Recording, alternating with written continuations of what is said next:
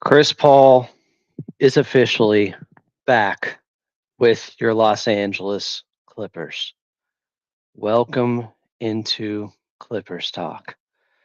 I'm Adam Moslin. Some exciting news just dropped. Shams Charania put it out there. The post is this: 12-time All-Star Chris Paul has agreed to a deal with the Los Angeles Clippers.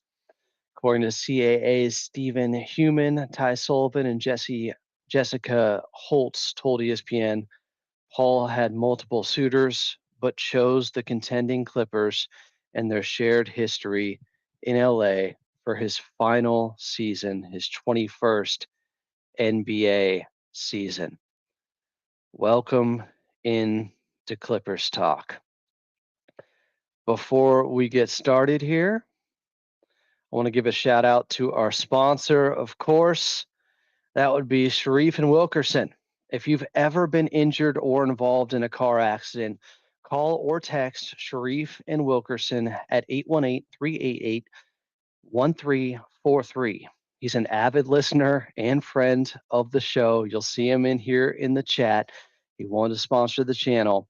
They'll help you make money and get the help you need. When you get injured, nobody understands your pain like a Clipper fan.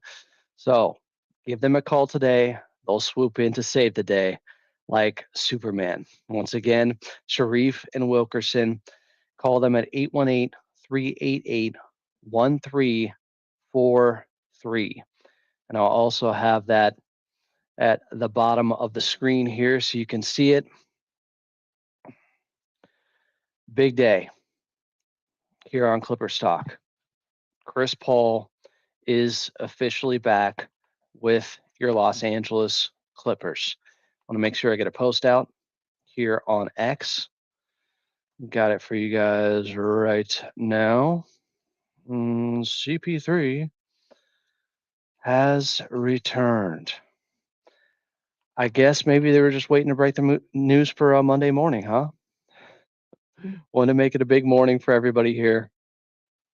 This is exciting. Just put out the tweet for you guys. Welcome into the chat. If you're new to the show, I'm Adam Osland. Some people on Reddit think my voice is annoying. Others like it. Sorry, I had to get that in. We do have a little bit more information. According to Michael Scotto, it's a, well, I guess this doesn't really give us anything more. Outside of Chris Paul had interest with the Phoenix Suns and the Milwaukee Bucks. Those were the other two teams. So I'd love to get your guys' input here on how you feel about CP3 being back with the Clippers. It is as close as you can get to official without the Clippers actually putting out the statement. But when Shams Charania puts out the tweet, it is good to go. You can rely on that. CP3 is back with the Clippers. Did a show yesterday, I think a show the day before pertaining to this, and now it has been made official or confirmed by Shams Charania. 12-time All-Star Chris Paul has agreed to a deal with the Los Angeles Clippers, according to CAA's Stephen Human, Ty Sullivan, and Jessica Holtz.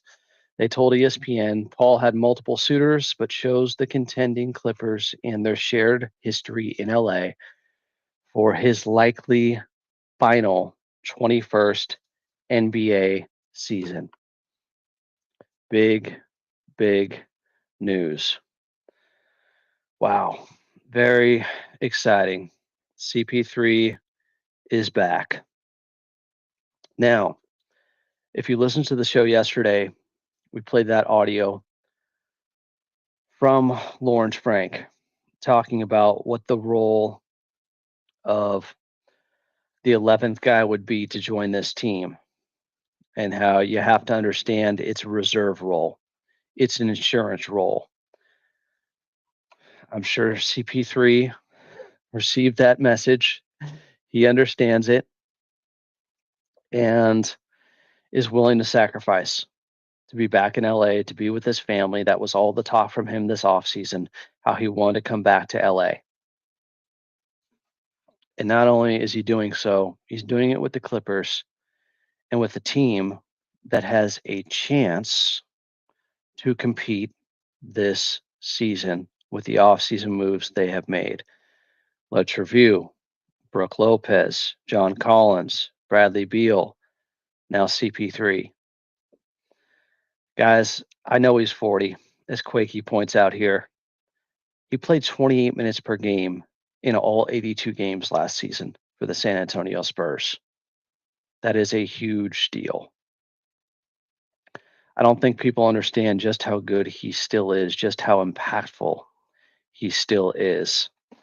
I'm going to text somebody who's a very big CP3 fan who I was talking with and said, "Hey, if this happens, would you like to come on the show?" This guy, he's very aware of Chris Paul and who he has been recently in his career. Give him a text here. All right. So it would be a veteran minimum contract because that's what they have left. So about $3.3 million. We are talking about, yes, Alex Webb, this in all likelihood officially shuts the door on Amir Coffey returning, but we knew that in the playoff series back then. He wasn't playing at the end of the season. It looked like the writing was on the wall that Amir would be leaving. So not surprised by this.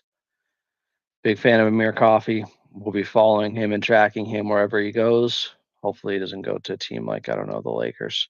I don't think they have the money for that after getting Marcus Smart and having to let go of a couple guys to make that happen, including Jordan Goodwin. Yes, CP3 is impactful when he's out there on the floor. He still plays winning basketball. He still is a plus out there. That's what's really exciting about this. People saying, I want to get a CP3 red jersey. I think it bears mentioning that this isn't just some nostalgia play or nod to the Clippers and Lob City. This is also a guy who can make the team better now. What did Lawrence Frank keep saying? That they needed ball handling help. I will play the audio for you. This was at his Bradley Beal press conference. And I told you yesterday, it almost looked like he was smiling a little bit with the way he said this. And it seemed all but a done deal at this point. Now it's a little bit more official. CP3 is coming back to the Clippers. I want to know how everybody feels. I know there could be some mixed feelings from some because he was the enemy after he left, made some comments about the Clippers, and then beat us in the Western Conference Finals and had a stellar Game 6 for the Phoenix Suns in 2021. But come on, welcome him back with open arms. That's what I would say. Embrace this. He's a Clipper. That's who he's been. Here was Lawrence Frank being asked about this a couple of days ago. Lawrence, are you going to sign Bradley Beal? I mean, you signed Bradley. Yes, we signed him. Done. You did sign Bradley Beal. Are you going to sign Chris Paul? What I'd say about Chris is he's a great player. He's a great Clipper. He obviously possesses some of the qualities we just referenced about, and of course we're strongly considering him. Look at the right corner of his mouth. It looks like he's trying not to crack too much of a smile and give it away. And of course we're strongly considering him. Strongly considering him. And it looks like it's done. Shams Charania put out the tweet. Let's get the timestamp on this because it's kind of a big deal. It was 13 minutes ago. So just about 8:08 a.m. What I would have asked Lawrence Frank in that press conference, if I was a true media member and didn't work for the Clippers, is I would have asked him, what number is Bradley Beal going to be wearing? That might have given it away as well. Full circle moment for the nation. Says Akongu Films. Gregory Elwood said, ready for the nostalgia wave. Why not the Clippers said this offseason has stressed L. Frank out. I don't think it stressed him out too much. He seems to be good with it. I mean, I'm sure the amount of work and undertaking to make all these moves happen behind the scenes, yes, I'm sure it's been stressful at times. It's been a big off season, no doubt about that. He had a great off season last off season. Soon as Paul George left, he pivots, makes all these great moves. DJ, Chris Dunn, Nico Batum comes back, and now, well, you got CP3 coming back. You bring in Brooke Lopez, Bradley Beal, and John Collins. Nathan Cruz said that first CP3 midi pull up, that's going to hit different at the Dome. CP3 at the Dome, where he was for a playoff game. Was it game 4? Not that I want to talk about game 4 too much, but we knew his aim was to get back to Los Angeles, and it looks like he's willing to sacrifice to do so. In fact, I'll play the audio again because I really think this is important. This was more from Lawrence Frank in that press conference. It's telling about the sacrifice it's going to take from players on this Clippers team and CP3 especially here. I'll get to the audio. I want you guys to hear this. This, I think, is all a part of it. You got to go into this situation with your eyes open, know where you are in your career, knowing the Clippers already have a 10-man rotation, knowing, there may be times and games you're not playing out there. This was Lawrence Frank speaking to that. The last time we spoke to you, I know you just mentioned CP directly, but you had mentioned wanting to add to the front court, the shooting, the playmaking. Obviously, the playmaking is the final area that you guys are still kind of looking at. At risk of this being a Ty Lue question, when you look at the current roster makeup and how you're hoping to round it out, you obviously have James and Brad as 2 guaranteed rotation guards, and then Chris and Bogey, who were also key rotation guards last season. In your mind, where do you see the fit for another potential reserve guard, given not only the names that I mentioned, but also if, let's say, like 3 guard groups were the viable answer to that question, how that could impact some of the wings that were also key members of the rotation last season? Yeah, I think it's all about role definition. We're very, very direct with any player we bring on board about what their role is, and to see if their ability to accept that role and role awareness, especially in this next roster spot, will be critical. Because to your point, when you look at it, is you have 10 quality rotation players right now, not to discount some of our other guys, but in terms of proven NBA rotation players, we typically play 9. And what we've seen is sometimes the problem of having too many guys and how that can impact the team. So we've learned from those lessons. And I think the conversations that we have with anyone who's going to join the Clippers next, they understand it's a reserve role. They understand kind of going into camp exactly what it looks like. So there's no preconceived misconceptions.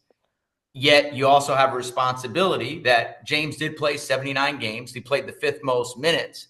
And I'll knock on wood, but the reality is for any NBA team, the amount of times you have your top 10 all available, it's usually 21 to 25 times throughout the course of a year. So you literally need everyone on your roster to be able to contribute. But to your point, because we do have a lot of versatility. So Brad Beal could, give us, more playmaking, ball handling. He will. Chris Dunn can be the backup point guard. Bogey can handle along with James. You just want to put everything on the table and then find the best person who can have total role acceptance and awareness, and still, if needed to play, can play. Total role acceptance and awareness. That looks to be what CP3 has signed up for back with the Clippers. It's official. It's happening. Oh my God, it's all happening. I'll get to you guys' comments. I'll stay with you for the next hour or so. I'll see if there's another guest who would like to join us here. As the news broke about 15 minutes ago, Shams Charania had it. CP3 is back with the Clippers. Let me fire off this email here. We're excited, Clipper Nation.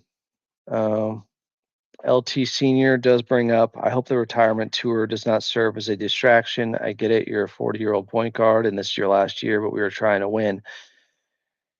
If you don't know, CP3 is always trying to win. Chris Paul is a maniacal, focused competitor, one of the most competitive sports figures of the last 25 years.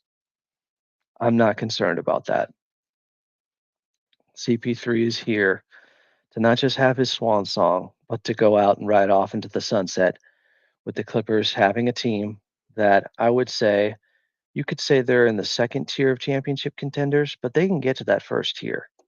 I do believe there's enough talent. We got to see it come together, coalesce, and then build up that chemistry and mesh.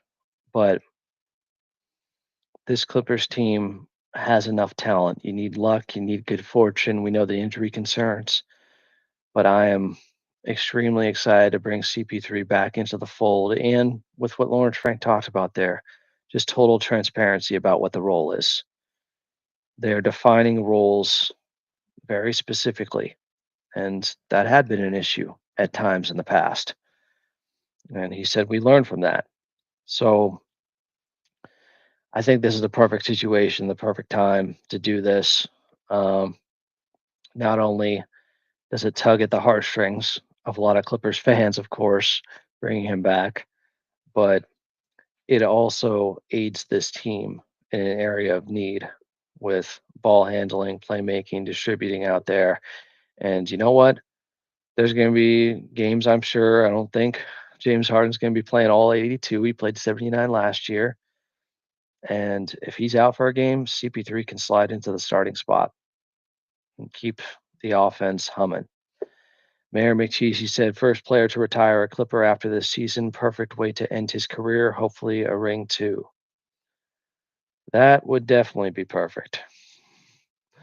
That would be the ultimate way to go out. Venkata said, anyway, a trade could be coming for Bogey. I think given Bogey's contract, and it's basically an expiring because after this year it's a team option of 16 million, that I don't know if there's anything coming soon, but he is a tradable asset. Now, I like Bogey a lot, and I think he can help this team, and his shooting is going to be needed. And remember, he shot 43% in his 30 games in the regular season with the Clippers after really struggling from the outside with Atlanta. He struggled in the playoff series, yes. It looked like he was really pressing, but this is a guy I still believe in greatly. You guys know I'm a big Bogey fan. So I'm not sure if anything's coming anytime soon. But it's a contract worth monitoring. Nathan said, do you think that photo of T. Lue at the Summer League on the phone was closing the deal on CP3? I mean, that's kind of why I posted it. I also presented it without comment. I guess other people posted their own photos. I like the particular shot I got of T. Lue here. I don't know why it's funny to me. He's looking like a boss. He was also watching a game where the Clippers were down 17 and they got trucked and run over by Memphis. But it could have been.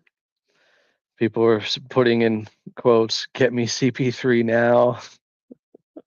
CP3 with a question mark. So a lot of you were assuming that's what the conversation was about. We don't know that. Maybe we'll get clarity at some point. Let's see, what else do we got here? People are saying move Bogey for some youth. Bogey is not getting traded, said Sunken City Clips. Yeah, I mean, we'll see. Like I said, they can use Bogey's skill set now. It's also a tradable contract down the line. And every contract the Clippers have is tradable at this point because, for the most part, they're all short term. So, big day, CP3 back with the Clippers. It is official. I'll send out another link to some guys if they want to come on the show. You know the regulars here. I just don't want to call them out by name in case they don't show up. Michael said, I feel like we need a backup ball handler. This is exactly what we needed. The offense gets hella stagnant after James is benched. Michael, cut from the same cloth, NorCal guy, getting the hella in there. I'm hella excited. Why not? The Clippers said, "Oh my gosh, our bench could all be starters." The bench is strong. Uh, let's say the starting unit, and I have no doubt Bradley Beal is going to be in it. I think it's likely John Collins is, so we'll go with that. But I think if one of those two players isn't in the starting lineup, it's more likely it's not John Collins in there versus Bradley Beal. So let's go James Harden, Bradley Beal, Kawhi Leonard, John Collins beats the Zubats. Then you got coming off the bench, Brooke Lopez, DJ, Chris Dunn, Bogey, Batum, CP3. Who else am I forgetting here? It's just, I don't know. They do have some guys that obviously could be starting and have started for this team recently. Um, it's a deep team. It's also an old team. We have to acknowledge that they were the oldest team in terms of minutes played by guys last season, and they've gotten older in some ways. Now, John Collins makes them a little bit younger, but CP3 being 40, Brooke Lopez being 37, yes, technically they are older overall. Some are saying trade Derek Jones Jr. for Devin Carter. I ain't trading DJ. At least I hope they don't. Oh, let's see.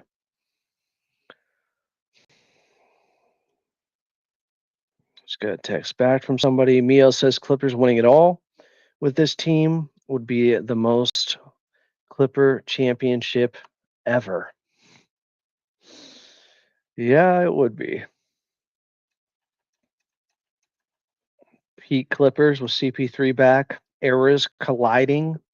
This is some real Clippers Avenger stuff from different timelines going on. Nathan said, so since we got CP3 Bogey down on the bench, you have to think that CP3 Bogey and Batum could be completely out of the rotation some nights. Yes, and I think they know that. That's something I brought up a couple days ago. Access said, I just woke up. Great news. I'm hearing the news first from you, Adam. Well done. Well, I didn't break it. Shams Sharania did. Urban Figure says, absolutely coffee over Bogey. Well, Coffee is yet to be signed by a team, and he was making around $4 million. If he gets picked up for the veterans minimum, that's even less. But the Clippers don't have another vet min to give up unless they start moving some money around with maybe Bogey. But this could be the final move. This could be the last move of the offseason. I think they've done plenty, guys. KD said they're so old now and still won't be healthy. LOL. We got a hater in here. Nathan said, depending on how the season plays out, maybe they move Bogey at the deadline for another wing. Yeah. Like I said, he's a tradable asset moving forward. It doesn't need to be something that happens anytime soon because I think Bogey and his outside shooting and being able to stretch the floor the way he can, that's necessary for this team. LT said, damn, if Dunn would have just had a consistent jump shot, he wouldn't be sliding. Well, he's 31, I think, at this point. Kind of is who he is. His defense is incredible, and he will see plenty of time on the floor. because his point of attack defense is absolutely elite. He should have been all NBA defensive team this past year, but because of a technicality with not enough minutes, over 20 minutes a game played, couldn't happen. Why not? The Clippers said definitely need a pure shooter.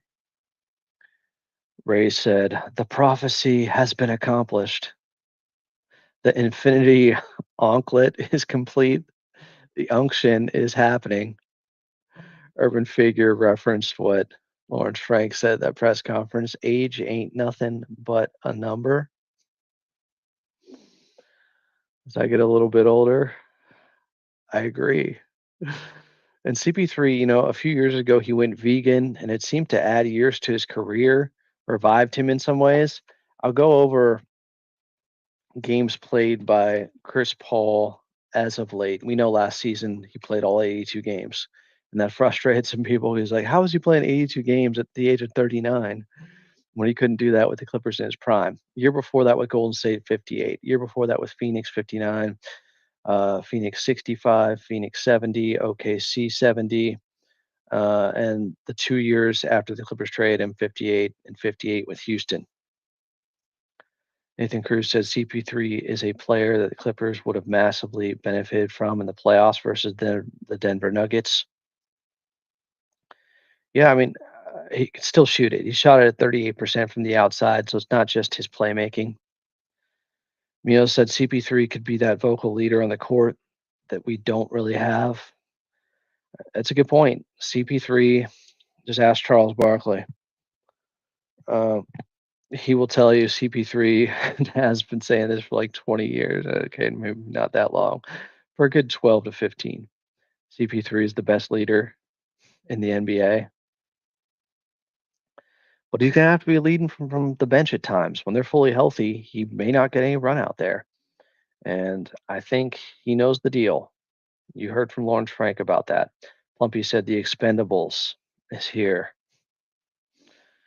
Nate G said CP3 is what Mickey Rourke. Nate G said CP3 saves Harden from himself. He also holds him accountable. I think Harden held himself accountable pretty well last season, called himself out when he played poorly, but they obviously have a relationship going back to the Houston days. And people were wondering, was there a schism there? Was that a strained relationship? Well, doesn't appear so. They've mended that if there was. CP3 is back with James Harden now, both as Clippers. LT Senior said season tickets about to go up. Glad I locked mine in. Nathan Cruz, it's crazy to think about how many big name players have came to the Clippers last few years. John Wall, Westbrook, Harden, Beal, and now CP3. Yes, it's been a mixed bag of success and unfortunately failure with some of those guys. Some it's worked out great, some it hasn't. Ray said same here. Okay, as we're talking about season tickets getting locked in. EB Bus said 2025 Clippers first round. Okay, so we just got a guy who wants to troll here. I can put him in timeout. We're trying to celebrate. Shar said LeBron has got to feel a certain kind of way about seeing his friend sign with the crosstown rival. Well, I don't think they had a vet minimum left after having to maneuver to bring in Marcus Smart. But yeah, I don't think that was the main reason. CB3, he wants to come back. He is identified as a Clipper. That's how he's going to be looked at. His Hall of Fame induction will be as a Clipper. LC Senior said, definitely need a vocal leader. Our guys out there are too laid back. We just don't need to play Denver in the first round again. They reloaded as well. That is part of this. As much as we talk about the Clippers getting better, well, Denver got better. Houston got better. You kind of want to not just keep pace, but exceed what other teams near you are doing this offseason. You can't just compare it to how the Clippers looked last season. You have to compare it to how other teams in the West looked last season to now this offseason and the moves they have done and how they project out. Plumpy said CP3 for sixth man of the year. Okay, interesting. Andy said you have to wait until the deadline to see where this team stands and what it needs. Think Bogey could be the odd man out, but we'll have to wait to see what happens. Yeah, let's not get ahead of ourselves too much. Let's see how this team looks and then adjust from there. The comic stands Los Angeles said, awesome to see CP3 come home. He always plays with a sense of urgency. The last time him and Harden were on the same team, they had a deep playoff run. No doubt. And if CP3 doesn't get hurt against Houston, and I forget which year it was, 2017 or 2018, they probably win that series. They ended up losing in 7. They missed 27 straight three-pointers in that game 7 in Houston. CP3 was out with, I think, the hamstring. Yeah, that's an all-time ring left on the table or lost rings season for our team. That was going up against, I think, the greatest team ever in the Golden State Warriors, and they had a real shot to win, even with CP3 out. With him, probably do. Legend of the experiment said, "What's next?" Matt Barnes and DeAndre Jordan. More hate again. CP3, he is the 11th guy right now, but he could be very valuable in certain situations. You want to talk about if there's a game with James Harden is out, CP3 can jump in. Corey says, Clippers Nation, stand up. We're winning the chip. I'm not even going to read what legend of experiment said. Venkata said CP3, Bogey, DJ, Batum, Lopez. You missed Dunn in there. They got a lot of guys, a lot of quality players coming off the bench. Mayor said, who gets less minutes down the rotation, Dunn or Bogey? That will be up to Coach Lou. But if they're fully healthy, it's not a guaranteed you're playing that night if you're Bogey, if you're Batum, if you're CP3. Hello, bro, said, now we just need to get Blake Griffin and DeAndre. Get the gang, get the old band back together. Venkata said Harden, Beal, Kawhi, Collins, Zoo. Yeah, that's what I think the most likely starting lineup is. I definitely think Bradley Beal is starting. John Collins likely, but I could see a situation where DJ starts for him. Nathan Cruz said CP3 lobs to John Collins and DJ going to tear the roof down at the Dome. Blake Griffin is retired and working for Amazon Prime. They could retire his jersey this season. Ray said Law Murray about to call in all staticky from a train somewhere in Chicago. D Flow said this got to be our goddamn year, man. We've said it before. Let's just hope for the best. Nathan said, I know 2023 was not a good year for the Clips, but how deep the roster is gives the same vibes. I don't want the exact same vibes because, as you mentioned, it wasn't the best. It was very sporadic with play and rotations. Venkata said, if we could, I would trade both Dunn and Bogey for someone. No need for redundancy on this team. Guys, you're assuming everybody's going to be healthy all the time. You don't want to trade your depth when we already know how old they are and the injury concerns. I would not be trading Dunn. They need him. He and DJ are two Clamp City guys that have locks that can put you in Alcatraz with their perimeter defense. They are a huge reason why the Clippers were third defensively last season. I'm not trading them. Miles Johnson said, I'm all for the unction jokes. Jones said, we think Bogey is going to be at the 3. I think he's the hardest to fit in. Bogey can handle the rock a little bit, and he shot 43% in his 30 games with the Clippers last season. I don't know how that was lost on some people. Oscar said, I hope Chris Paul doesn't act up to get minutes. I'm not worried about that. He's fully bought in, guys.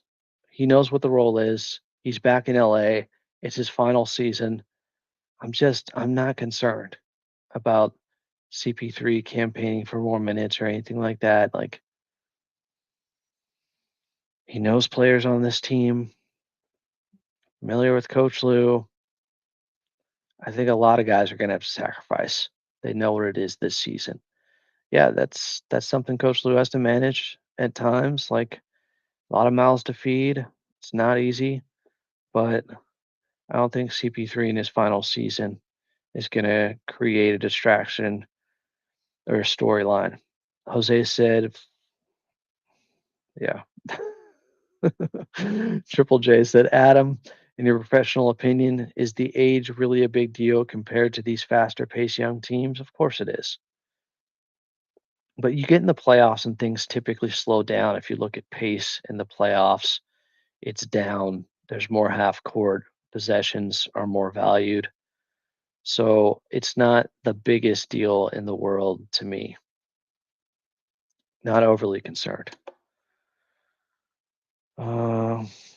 Jay said, Ty Lue is special. CP3, Harden, Dunn, Beal, Batum, small ball, or the Ty Lue special.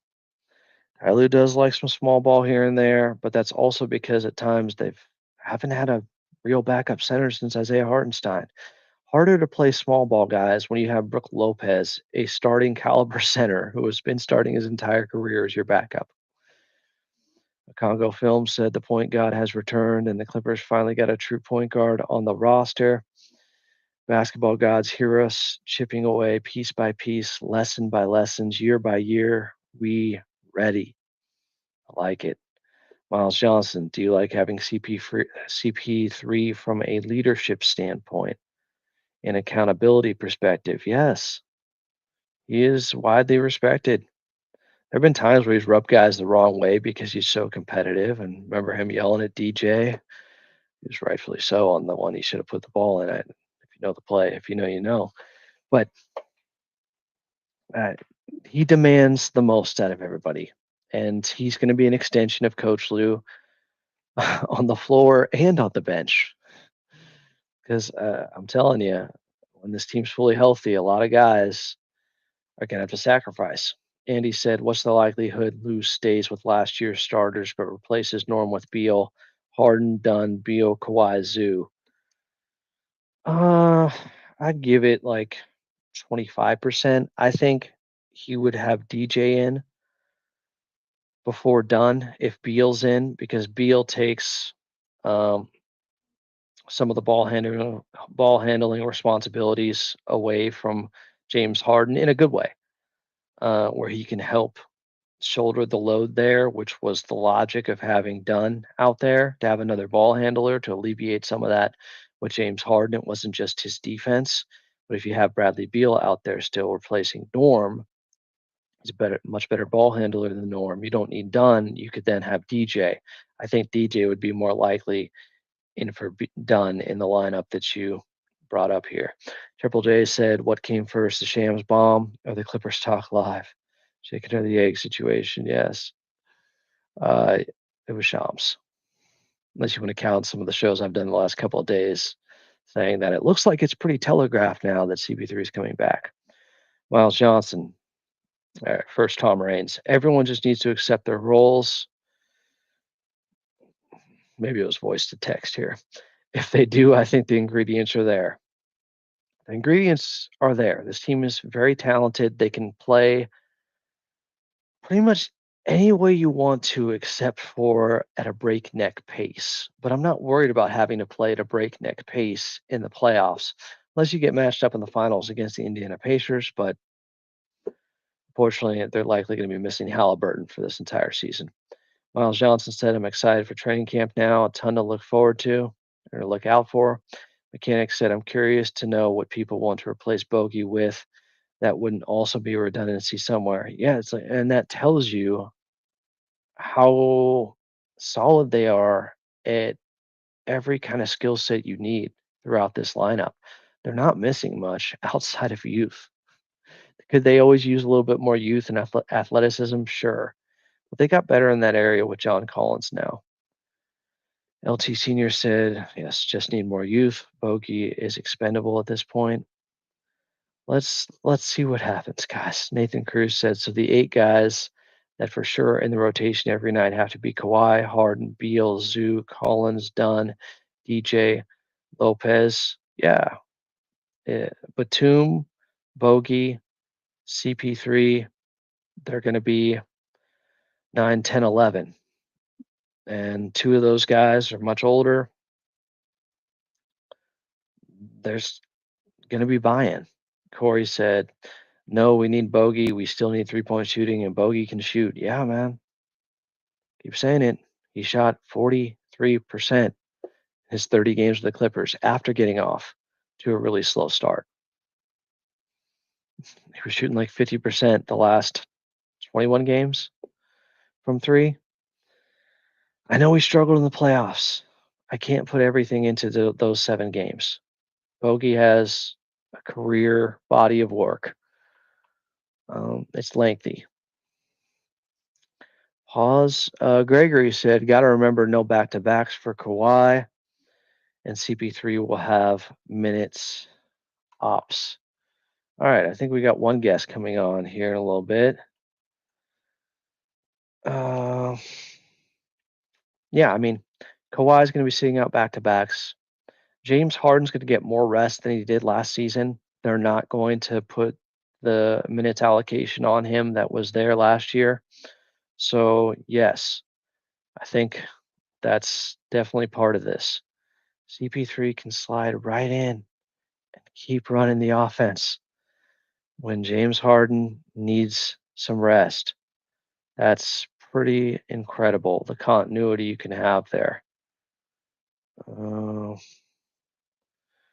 We got one of the biggest CP3 fans in existence joining us here in just moments, guys. Great. I really think he should retire. He played all 82 games last season, shot 38% from three, had a 7-to-1 assist to turnover ratio, and averaged 28 minutes per game last season. He don't need to retire yet. He's got one more in him, like Vince Carter. Corey said, P.S. I'm from Milwaukee and I'm pretty sure I'm the only Clippers fan here. Let's go Clippers. Represent in the Midwest. Jay said, Harden, the regular season guy, CP3, the playoff guy. Harden's playing in the playoffs, guys. Again, let's not act like Harden didn't give you 47 minutes and a stellar game 6 in a must-win situation to get it to that game 7, which was less than 2 days later. I'm sure fatigue played some role in him just not even taking shots really for the most part in game 7. He still had 13 assists. Let's not act like the game 6 where he was their best player in an elimination situation in the playoffs against Denver didn't happen. Let's not go low context here. Tom said, how crazy would it be if someone or somehow in CP3's last year, he does get that elusive ring and with the Clippers, that would be storybook. I know. LT Senior said, what about Ben Simmons? I don't think he's coming back, guys. Jay said, now when Harden, yawning tears, think Ty will ever sub CP3 in for Zoo Collins at the 5? Chill, yawning tears. Gregory said, can we get a Last Dance in Pursuit type of YouTube series? That would be great. Love to see it. Love to see this guy back on the show. When you think of CP3, you think of this man. They're attached at the hip. I hear he only covers the NBA as long as CP3's in it. So this could be his final year as well. It's our friend, NBA reporter and analyst, Shane Young, joining the show here on Clippers Talk. You know him for his coverage with the Phoenix Suns closely and for his national coverage with the NBA. Shane, thanks for joining me here on Clippers Talk on a pretty big day where CP3 returns to the Clippers. Oh man, thanks for having me. It's it's one of those things where we all expected it to happen, but still kind of weird to see him in those new threads, those new Clipper threads. At Young NBA is where you find him. Read him at Forbes Sports. Yeah, it'll be cool not seeing him in the AI new threads, but the actual new threads with the logo makeover they had that everybody was in favor of, and I love him. I want to see him in that new Clippers red jersey they were showing off last year, since he used to wear red back in the Lob City days. So let's talk about it. How much do you think he can aid this Clippers team on the court, regardless of, the nostalgia factor and just nice being able to see him now at Intuit Dome and back in LA with the Clippers? How much can he help this team on the floor? Well, I think the biggest thing, Adam, is, I don't think the Clippers were like a very high turnover team, but at the same time, like you add someone like Chris caliber, that is what he's known for in his entire NBA career. Like I tweeted about it yesterday. Like he's just historically the low turnover god. That's what he is. And I Hey, think the if first you, half of last season, they were miserable in that department. yeah. So it's like, with T. Lue, his teams are never really like, man, we're just so careless with the ball because that drives him nuts. But I mean, he has coached Chris that one year, I think 2013-14 as an assistant. Like he knows what he's about, and I think just having that calming presence. I won't even say in the second unit because again, as we've seen reports say that Chris is okay with the limited role, maybe not playing a lot every night. So you could even say, he's part of the third reserves, but I mean, that's going to be awesome to just have a reliable presence. I think his middle name should be reliable. That's what he is. Maybe not as a playoff scorer. I mean, that's that, and but luckily, that's one thing that he doesn't really have to worry about with this crew if everyone is durable and healthy.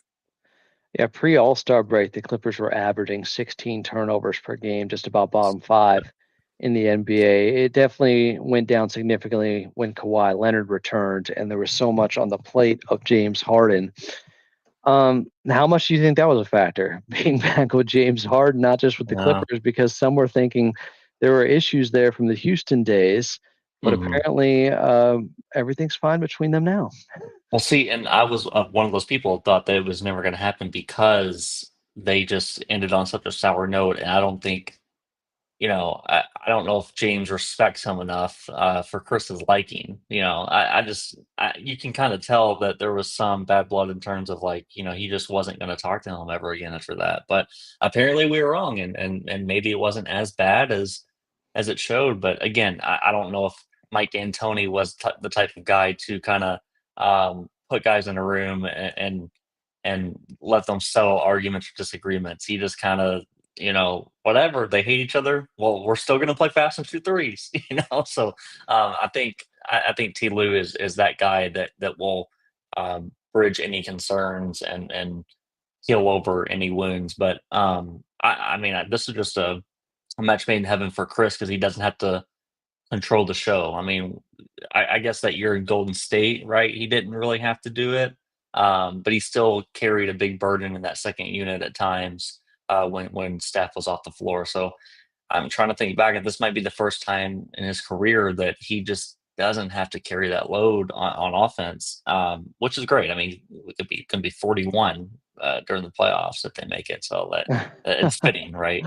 So, I wanted to get your expertise on just how good he's still been the last couple of years, mhm. because I think some people have underestimated his value and impactfulness. I don't know if you have any advanced numbers that will help lead people to water on this, but some people in the chat were saying, I think he should already retire. It's like, guys, he averaged 28 minutes per game last season with Yeah. San Antonio. They were much better with him on the court.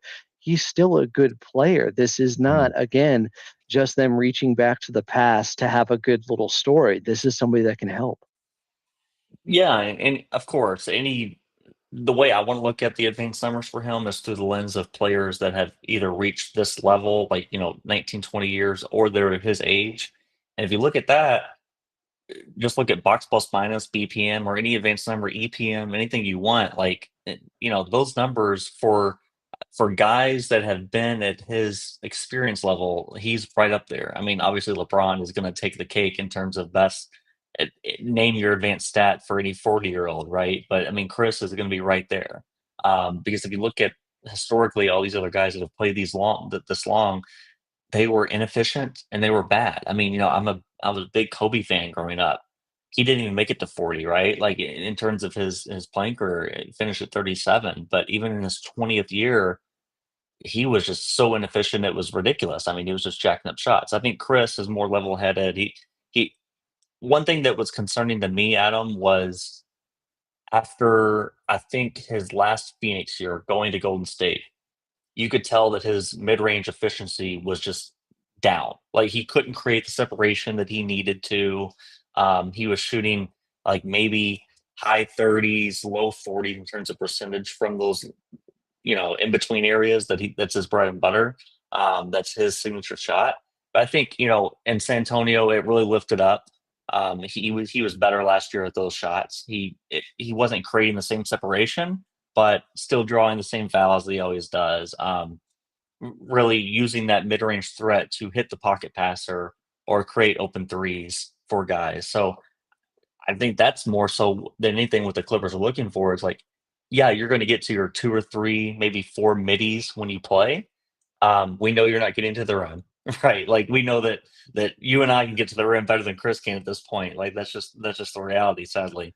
But you're going to probe and you're going to create open shots for your guys. And Bradley Beal, if he plays a lot of minutes with him, it's funny because that is the Suns duo that was traded for each other, and now they're going to be setting each other up on the LA Clippers. There's some people in here that are grossly misinformed. CP3 will be starting. Oh He no! said Please leave that he to wouldn't rest. play if he starts. No. He's bought in. I don't know if you heard the Lawrence Frank press conference after they signed Bradley Beal and addressing that, but he mentioned how this is what the role is for the next guy we bring in. And there's going to be a lot of sacrifice. I anticipate the starting lineup, and you tell me what you think about this, Shane, but Bradley Beal is definitely starting next to James Harden, Kawhi, John Collins, and Ivica Zubac. Now, I could see DJ in for John Collins if they Yeah, need more defense, but John Collins might get the first opportunity at least. true. CP3 is just not in that equation now.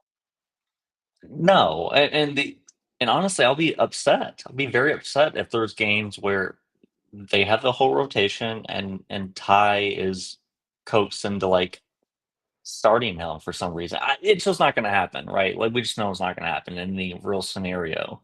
And again, I hate to keep going back to it, but it's like I think we've seen scenarios where you remember when Russ was expecting to start all the time, right? I think Ty is like one of the few coaches that can get through to these guys, even if that is a concern, which I don't think it is for Chris. But no, I agree with your starting unit. I think Brad just has to because if he's the big concern with Beal is going to be the health and the lower body stuff. I mean, he has hamstring problems popping up all the time now, and he just always seems to turn an ankle when you don't want him to. But I think having him there as that secondary creator is that driving off of closeouts because he's still pretty fast. He still can get to the rim. So I think you need that playing off Kawhi and James. Um, Personally, I understand you say like Collins gets the first week one start right just to see how it goes. He But is making 26 million. yeah, I know, I know. I think eventually it's going to have to be Derek Jones. I don't want their defense to suffer. Their defense was the best in franchise history. I just personally, I don't want that to suffer. So yeah, you're right. That's going to be the starting unit, but I kind of hope they go the other way. Yeah, I don't want them to lose that identity on that end. And maybe, John Collins and Lawrence Frank spoke about this when they brought him in, can rise to the level that the Clippers are playing at. And we haven't seen him on a team this good ever. He did make an Eastern Conference Finals thanks to Kevin Herter back in 2021 with the Atlanta Hawks. But he's been, in a wasteland of a team constantly rebuilding in Utah. So this could be a breath of fresh air for him. And I expect to get his best defensively. It's just what's the ceiling with him on that end. And they also brought him in to help Kawhi to Yeah. scale him down to playing the three more. So I do think he could get the first opportunity, but if things don't go well, I agree. Like you have to lean back into your defensive focus and that culture that they had last season because that was the biggest reason they won 50 games. Yeah, I mean, their defense literally won them games for them when their offense wasn't clicking, and that's just something that it reminded you of sometimes the '08 Celtics. Like they had they had awful offense at times. They just couldn't, a doc team, go figure. But it still worked a lot of times because of their defense. So, um, you know, it's interesting because I'm still thinking on the Chris point. That's the whole reason we're kind of Sure. doing this. It's um, man, Zubats has played for so many, just in the last, like, what, 4 years, has played for the most ridiculous lineup of point guards you can imagine. Now he has the two best of that conglomerate, like the two best he has on the same roster now. I agree with you. It was John Wall and Russ, and now it's Harden and I mean, if CP3. you want to put Rondo, like Rondo played with them, right? Sure. Like Yeah. it's crazy. I think he's done Wasn't a wasn't lot. long, but it was it was some experience Yeah, there.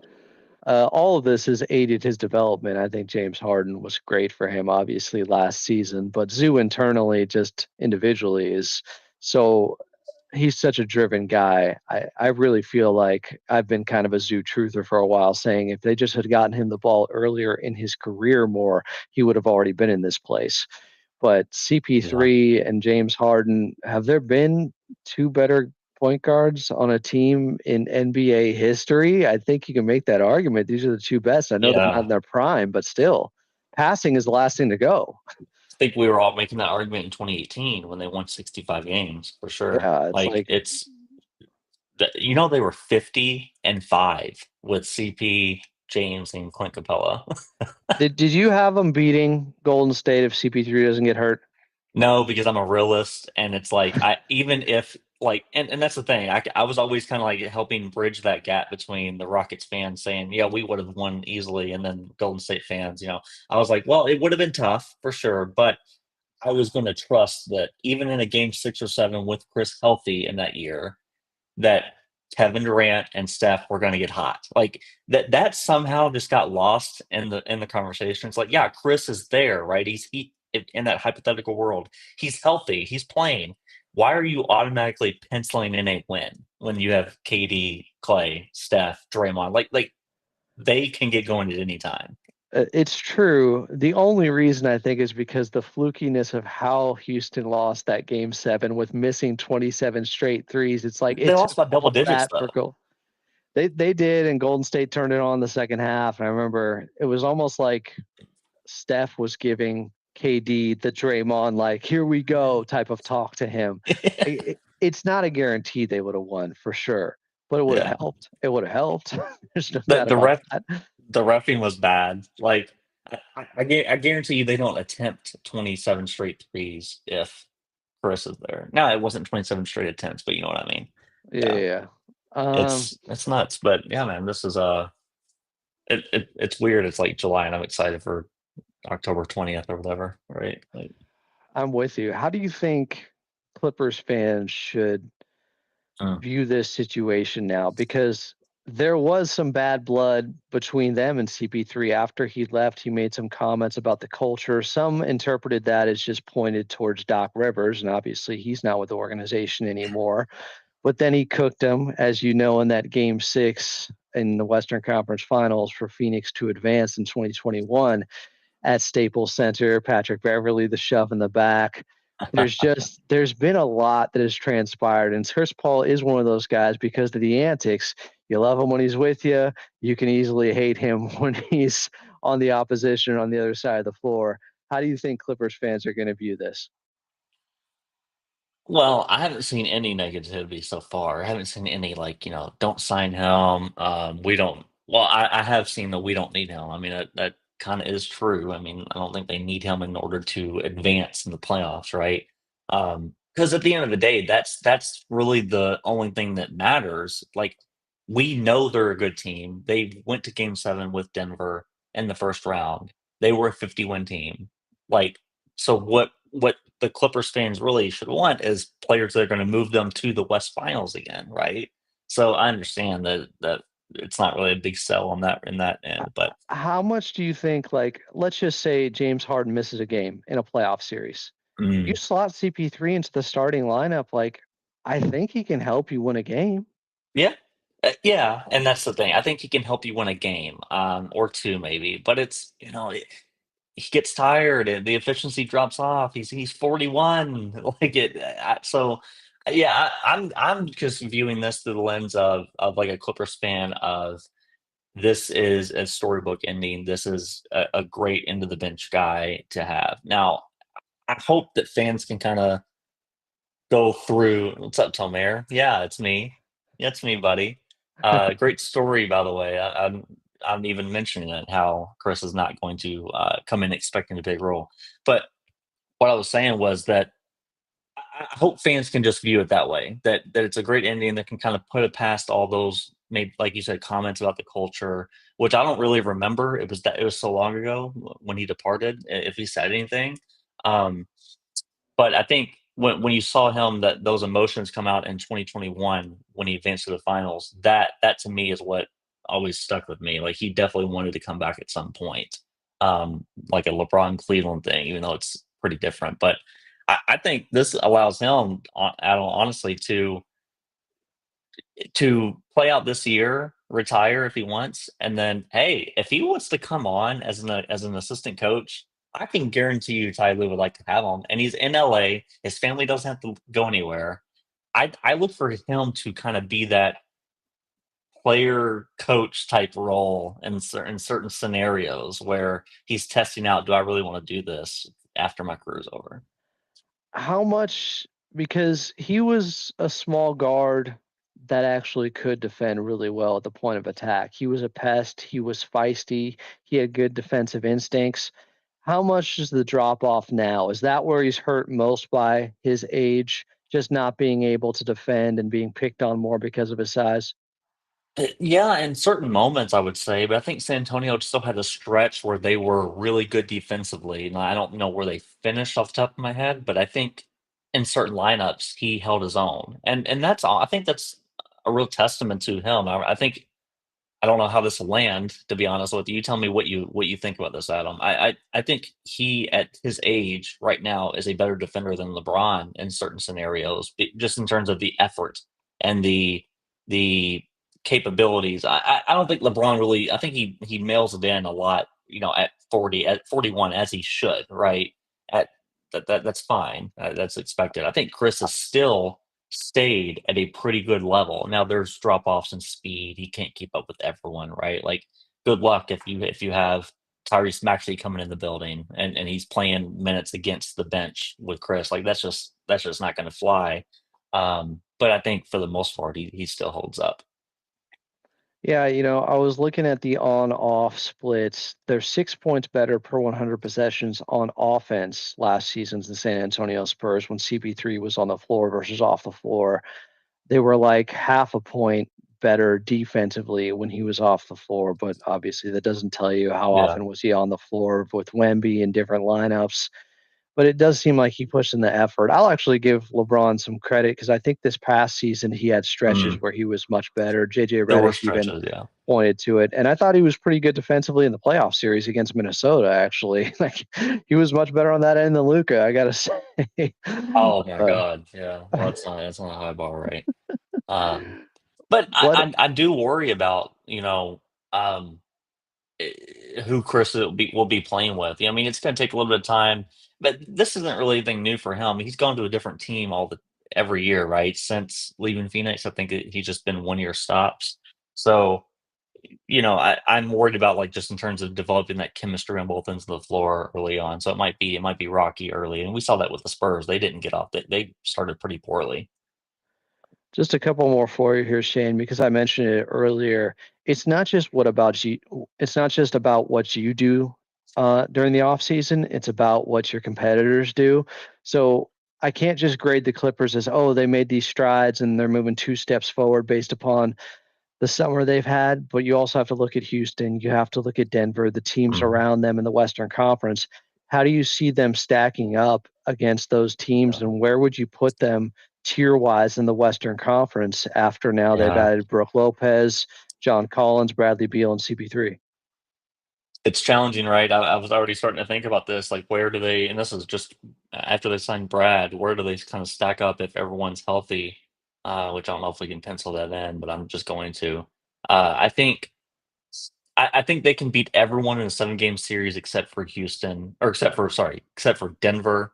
and OKC, and that's just why I don't think they could beat those teams right now, considering what the Nuggets added. I think the Nuggets were at their worst out of this last few years. We've seen them collectively, the Nuggets. I think what we saw in the playoffs was their worst, and they still they improved, and they still beat the Clippers in 7. They trounced them in that game 7. Um, they did win that game 4 on a buzzer beater put back. That how often is that going to happen, right? But Never. It's never happened before. A game-winning dunk in a playoff game.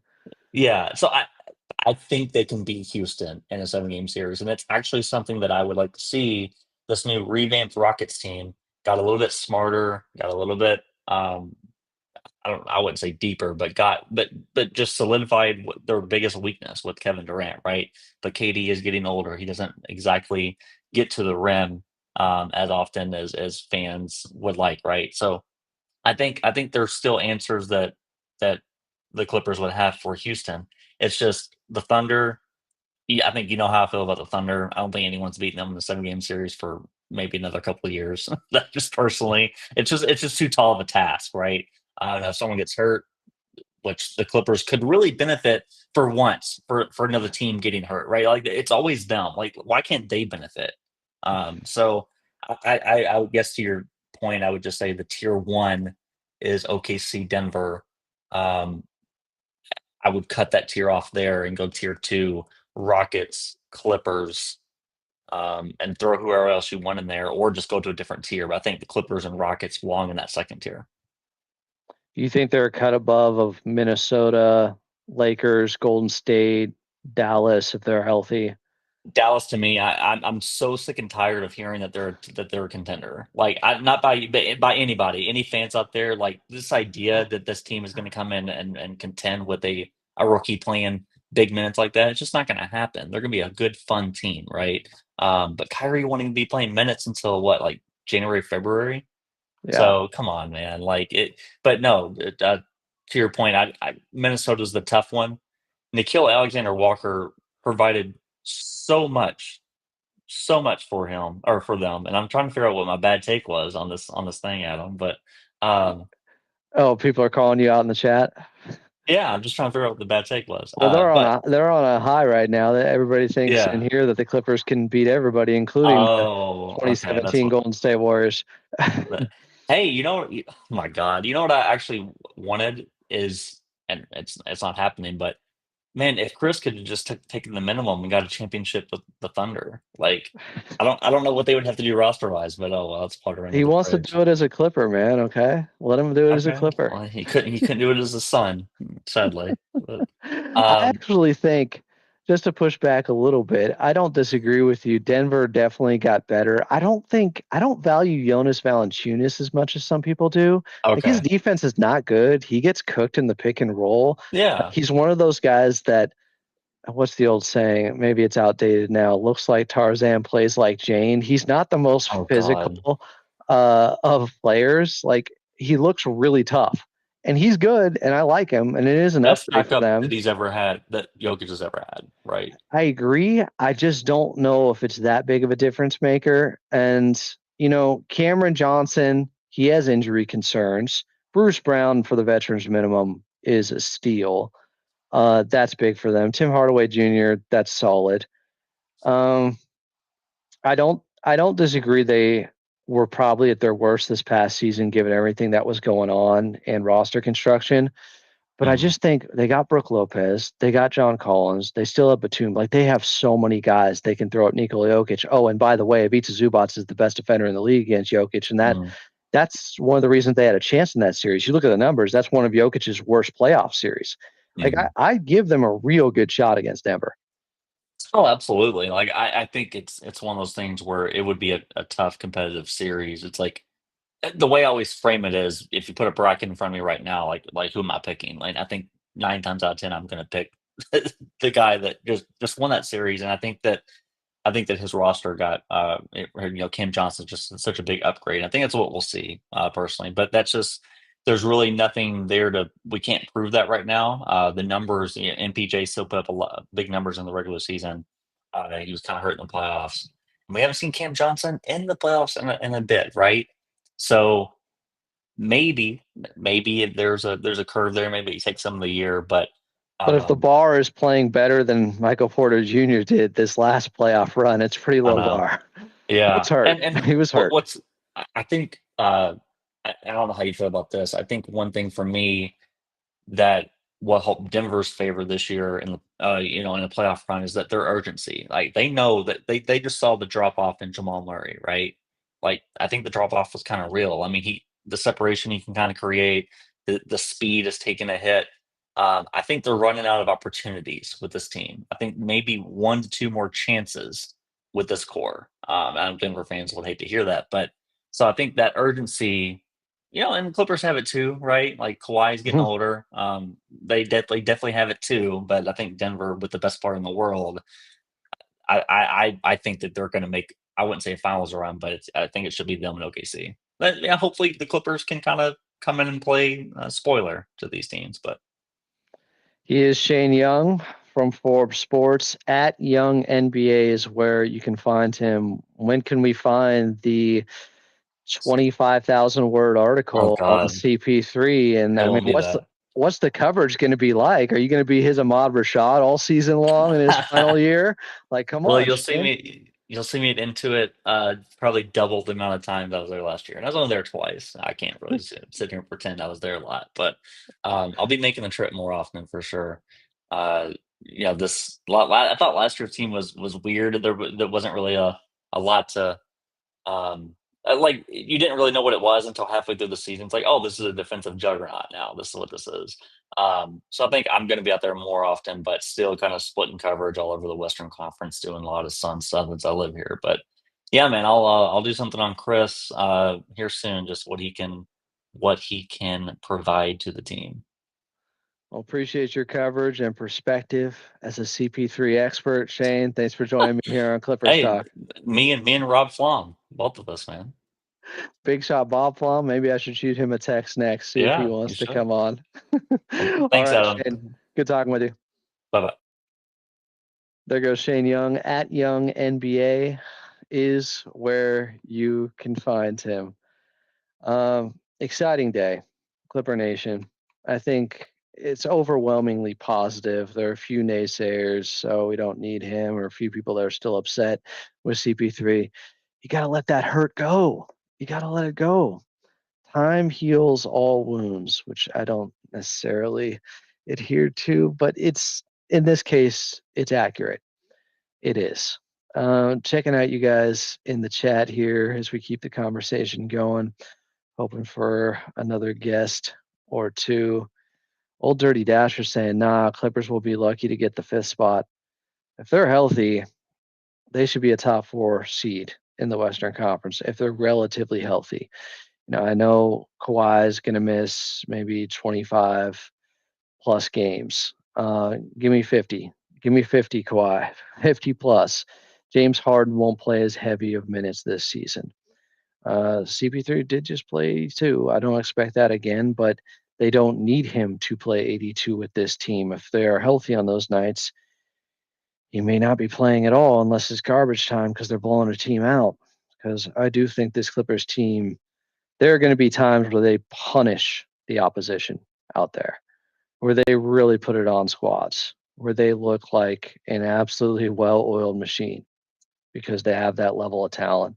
And again, credit to the front office for putting this thing together the way they have. While staying under the first apron, they have put together a team that I believe can contend if things break their way. That is just remarkable salary cap navigation by this organization. People are calling out Shane. I'm just trying to find Shane saying, quote, I'm just trying to find out what the bad take was. People saying everything you said in the last hour. He said a lot of good stuff about CB3. I'm trying to understand what were you objecting to so much? We got Jonathan Ng in here. Clippers are the clear 4th team in the West right now, as of right now. Yeah, I still think they're not. I don't think they're far behind Houston or Denver, honestly.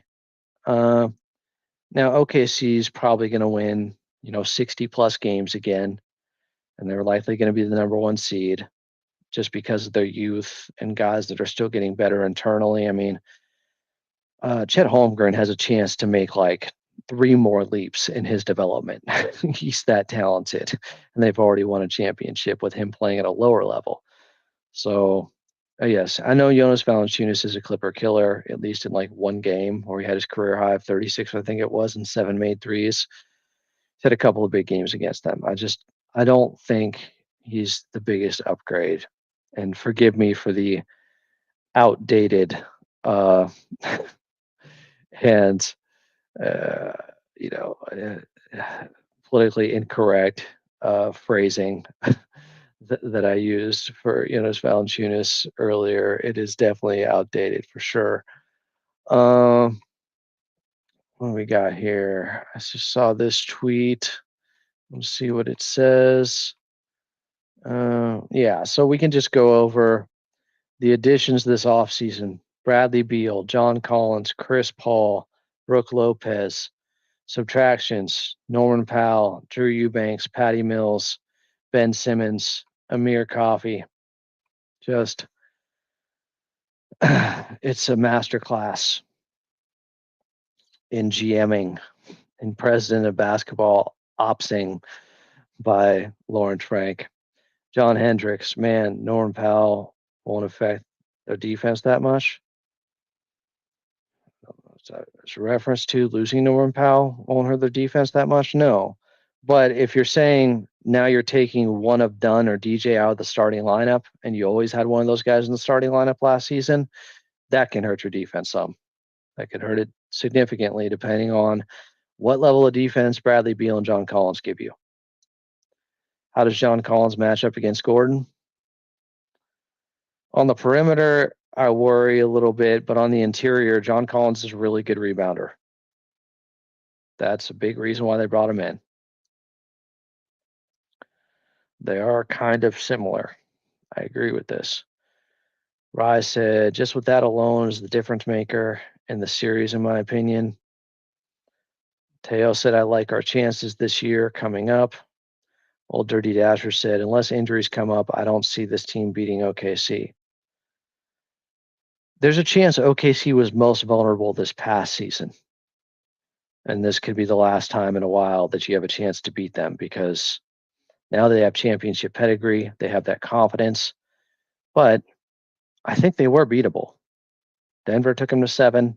Clippers took Denver to 7. The Clippers match up so much better against them now. Teo said, Kawhi healthy, we got this. John Hendricks said, OKC isn't unbeatable.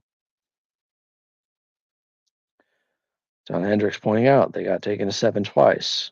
I mean, yeah, they could have lost that game to the Pacers in Game 7, guys. Tyrese Halliburton is just hitting 3 threes in the first quarter and tears his Achilles. It's still just shockingly tragic and an awful, awful way for this to go this NBA season. I love Tyrese Halliburton. Him tearing his Achilles like that. I knew he was risking it. Unfortunately, it went. They could have won that Game 7. Gabriel said, where would the Clippers bench finish in the East? They were up at the half, even without him. Indiana. I know Pacers fans are probably just screaming that, so now I'll do the same. Where would the Clippers bench finish in the East? If they stayed healthy, they'd probably be like, I don't know, 8th spot. Exciting day, says Teo. Which team had the best off season? Maybe Houston getting KD. Corey said, right, they have too many big bodies they can throw at Joker. I strongly agree. And John said the Rockets had the best offseason. Goose said CP is the leader the Clippers need in Game 7. I don't know if that would have made the difference, but I hope so. Kenny Mack said it's setting up for the Claw, not playing a lot till Christmas or so. Based off that, all the pieces will fit. Guys, Kawhi has a healthy offseason. We just heard Lawrence Frank talk about it. He's healthy and ready to go. So we're hoping he's playing game 1. Yeah, Houston getting KD, and I think there's some addition by subtraction with Jalen Green leaving too. He's a young player, no disrespect. KD's also older. Played less games than CP3 did last season. Let that hurt go, said Ernie regarding CP3. Generational haters said people overrate the Nuggets so much. Jokic, regression's coming. Why would a regression come from a guy that's never been relying on his athleticism and he's just coming off, you can arguably say, his best season? I know he didn't win regular season MVP. He easily could have, and his numbers were better than ever. He was doing more of a carry job than ever. That is just an incorrect statement, I think. John said, guarantee CP3 jerseys will be team highest sellers next season. Yes, Adam, they're going to punish some teams, says Teo. Clips or Die said, I was upset with some of CP3's antics as a non-Clipper, but I'm so hyped to have him back. As Will would say, this is our year. We'll see if Will doubles down on that for this season now. Rye said CP3's biggest contribution this upcoming season is his mind. Mio said, absolutely, Adam. Some nights we're going to look unstoppable. Can't wait to see how Zoo works in this offense. That is a concern of mine. I don't want Zubas to get lost in the offense again just because they brought in all these guys, and Bradley Beal is going to want his touches and John Collins. Zoo cannot take a step back. He is the third most important player still. Generational Hater said, they're going to put Alka-Seltzer in the Gatorade jugs. He's a hater. Generational. Call Me Joel said, retirement tour is beautiful. Josh said, for the record, CP3 leaving via trade allowed us to get Lou Will, Pat Bev, and Trez, which allowed Kawhi to choose us, plus Paul George in the first place. Accurate. Call Me Joel said, yeah, I think he could have left without doing that trade, CP3. He did the Clippers a favor. Call Me Joel said, used to pray for times like this. Tail said, I still think we're better than Houston. Mikey Ramirez, I like this team. They filled a bunch of our holes. Just looking forward to seeing Ty tinkering. Josh said, even if he left in a way that helped us. Oscar Bott said, worst case, it is a retirement tour for CP3. Best case, a great season for all. Like, I don't think the Clippers are looking at this as just, hey, it's a nice story to have CP3 back. They are trying to win. CP3 is trying to win. Oscar Bot said, worst case, yeah, just read it, Adam, you dumbass, generational hater. Chet overrated, he's mid and made of glass. Okay. I remember that. Ronnie Hill said, Shane said Clippers can't beat Nuggets, OKC, and the Rockets. That's what you disagree with? He said they could beat the Rockets. He disagreed on Nuggets and OKC. Jonathan pointing out CP3 did us a solid, and him opting in and getting traded helped bridge the gap in eras. So we were still able to be competitive. That was a huge move. Louis said, I think the Clippers will finish top 3. I honestly think the Clippers are better than Denver. I think you can make the argument. Here's why you can't. The only reason I think you have to say Denver is better because they just beat them. I know it's a different Clippers team, but it's also a different Denver team. They improved, the Clippers improved, and Denver's beat them twice in the playoffs the last 5 years. So I think in that respect, I'm going to be fair and give them the edge and say the Clippers have to prove they can beat Denver. Denver has proven they can beat the Clippers. 9 tears, said Brooke. We'll cancel out JV. Brooke's better than Jonas Valanciunas. Kenny Mack said, if Chet wasn't hurt, Thunder would have won 70 games for sure. There is that. Rye Rose said, the best part about Lopez as a backup is the defense will not drop. Steven Uribe said, just wondering what the rotations will be like now. Rewind. DJJ and Dunn have to be in the rotation for some defense. They will be. We can't play 3 or 4 guard lineups with second unit with Lopez. We could be too small. Well, if DJ and Dunn are in the second unit with Lopez, that is a very good defensive second unit. and that's very well how it could end up. We'll see how they stagger things. But right now, I think John Collins is going to start. I know Bradley Beal is. CP3, Beal, Kawhi, John Collins, Zoo, or DJ is in for John Collins in the starting lineup. That's what it's going to be. Josh said, Jonathan Ing, exactly. Generational hater. Quote, if Smart is healthy, bro, he played under 50 games in the last 2 seasons combined. So, generational hater hating on the Lakers pickup of Marcus Smart. Absent said, a backcourt of Harden and Beal will be the worst defensive backcourt and the Clippers have had in a while. Well, they just had Harden and Norm, and I would say Beal is a slightly better defender than Norm. So how quickly we forget. And yet they finished third in defense. Steven Uribe said, is Batum and Bogey out of the rotation now? Still would want Batum in the rotation for his defense and three-point shooting. I mean, Batum missed games last season just to give him rest. So yes, Batum, Bogey, and CP3, those are the 3 guys that aren't going to be playing every night. That's just the way it is when you're healthy. Terry said we could lean into this and start Lopez and Batum. It would be a heartwarming movie.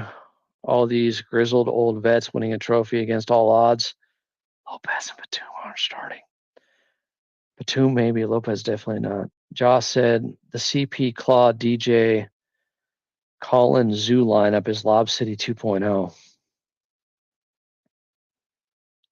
X Mongo Project said, how many games do you think it will take for Ty Lue to figure it out? Hopefully not that long. Unknown said, I started watching basketball because of Point God. We have a chance to win. Generational hater. Chris Paul has 9 defensive team selections and was in Defensive Player of the Year voting 8 times. He's not that level of defender anymore. We got to be honest about that. Goose said, Ty needs to develop the young guys to play solid minutes so he doesn't beat up the vets come playoffs. There aren't that many young guys, but sure, I think the vets are just going to be rotated a lot. As I grab myself another drink, I think that's more so what's going to happen. But we'll see. Let's see. 31 Resson said, anyone is beatable if the basketball injury gods decide it.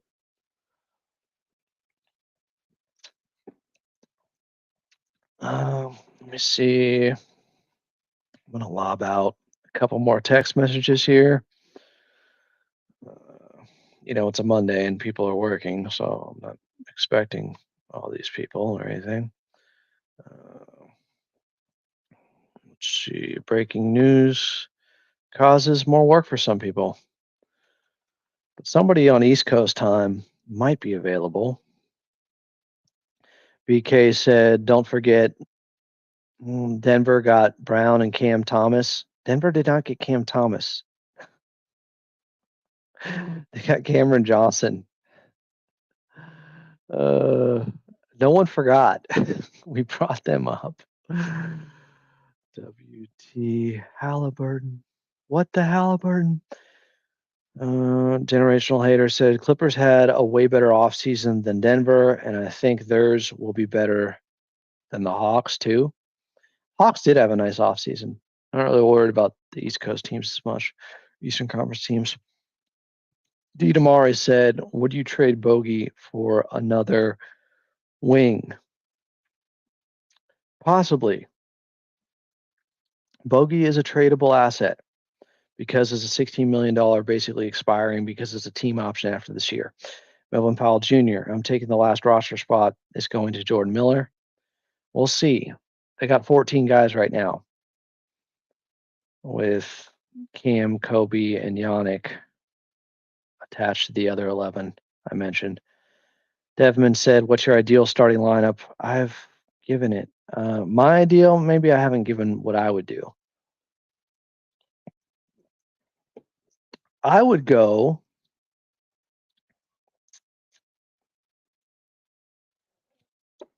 Harden, DJ, Kawhi, Collins, Zoo. but that's not happening. Bradley Beal is starting. His agent said so. It seemed like the Clippers are pretty close to saying that. Bradley Beal is starting, and I get it.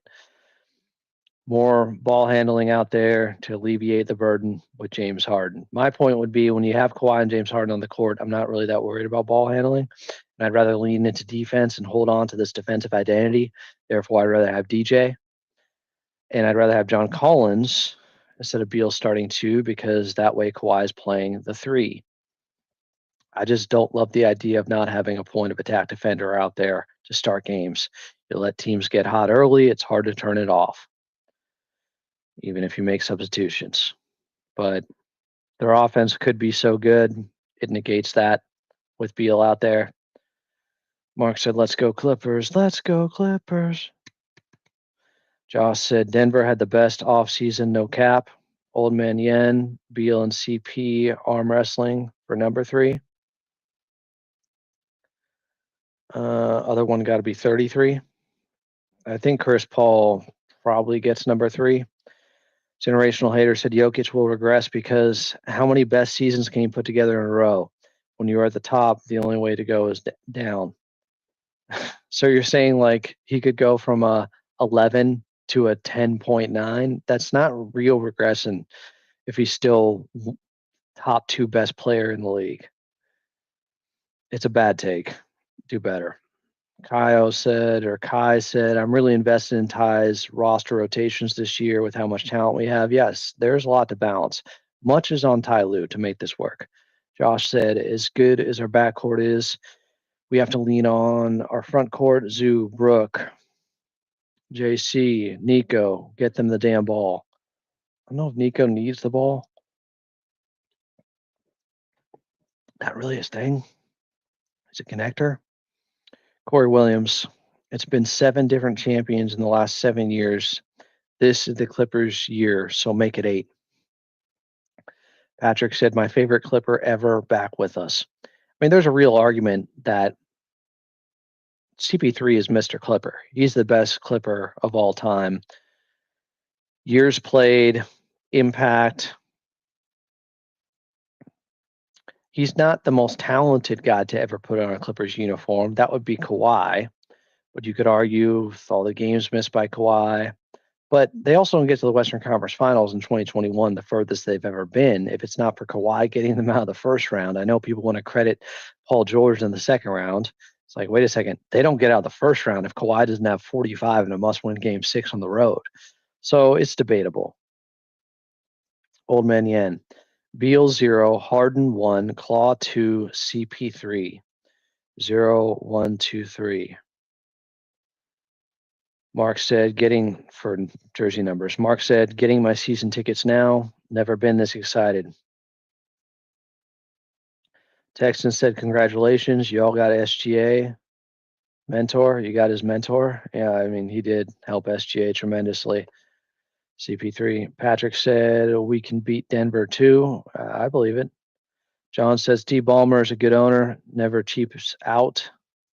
They're doing all this while being under the first apron, because that gives you a full mid-level exception. That gives you more flexibility. They have created a championship level roster being under the first apron. Just tremendous work by this Clippers team. Who else was I going to text here? I was going to lob out another invite. Believe it or not, says Ty. Believe it or not, I started watching basketball with the 2019 Rockets. Oh, okay. You're familiar with CP3's game. Generational Hater is just spamming so much. Just commenting so much. Not spamming, just commenting a lot.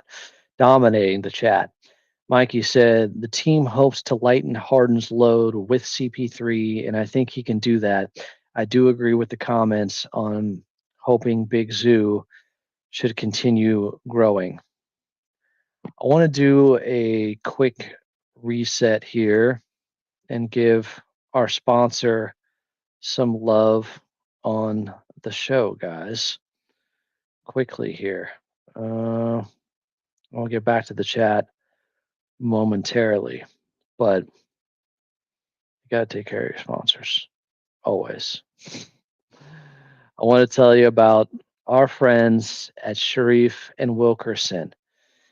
If you've ever been injured or involved in a car accident, call or text Sharif and Wilkerson at 818-388-1343. He's an avid listener of the show. They're friends of the show. They're in the chat. They'll help you make money and get the help you need. When you get injured, nobody understands your pain like a Clipper fan. So give them a call today, and they'll swoop in to save the day like Superman. Again, that phone number is 818-388-1343. This is their logo up on the right-hand side. You got the tiger in there. They got the tiger blood in them. All right. I'm waiting for a guest here. I think you guys would like this guest. As I navigate the screen, people still talk about Jonas Valanciunas being a Clipper killer. I understand. I really do. But I just don't think his defense it's not great. Mark said, we just need to have a decent lead before the second unit comes in. Defense will take care of that lead. Yeah. Their offense could be so overpowering that even if they slip to being 10th defensively instead of 3rd, if their offense is now top 5, may render that pointless. Like it may render that insignificant. You drop that far defensively, but your offense is now top 5 or top 3, you're in good shape. I understand that argument. I just really, really like the Clippers actually having a defensive identity. For once, I want to hold on to it. NBA talks. CP's last year, and we all know he's a competitor. Good formula. Looks like I got a guest coming on in just a little bit here. Special day, so we're going long here on Clippers Talk.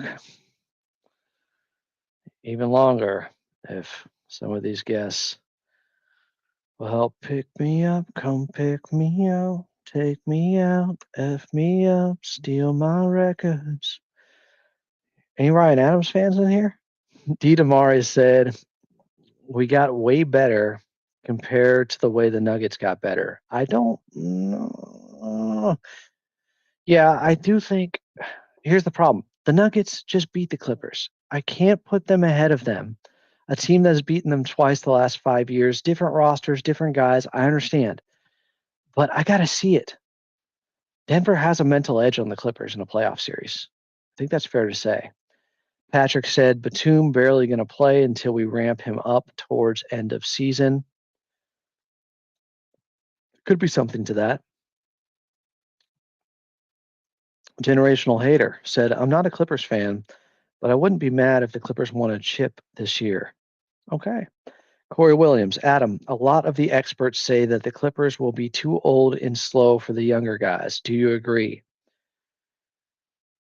I think it's a fair argument, but again, if you have this level of depth during the regular season, what you're hoping is you're able to stagger guys and keep everyone fresh as you head into the postseason.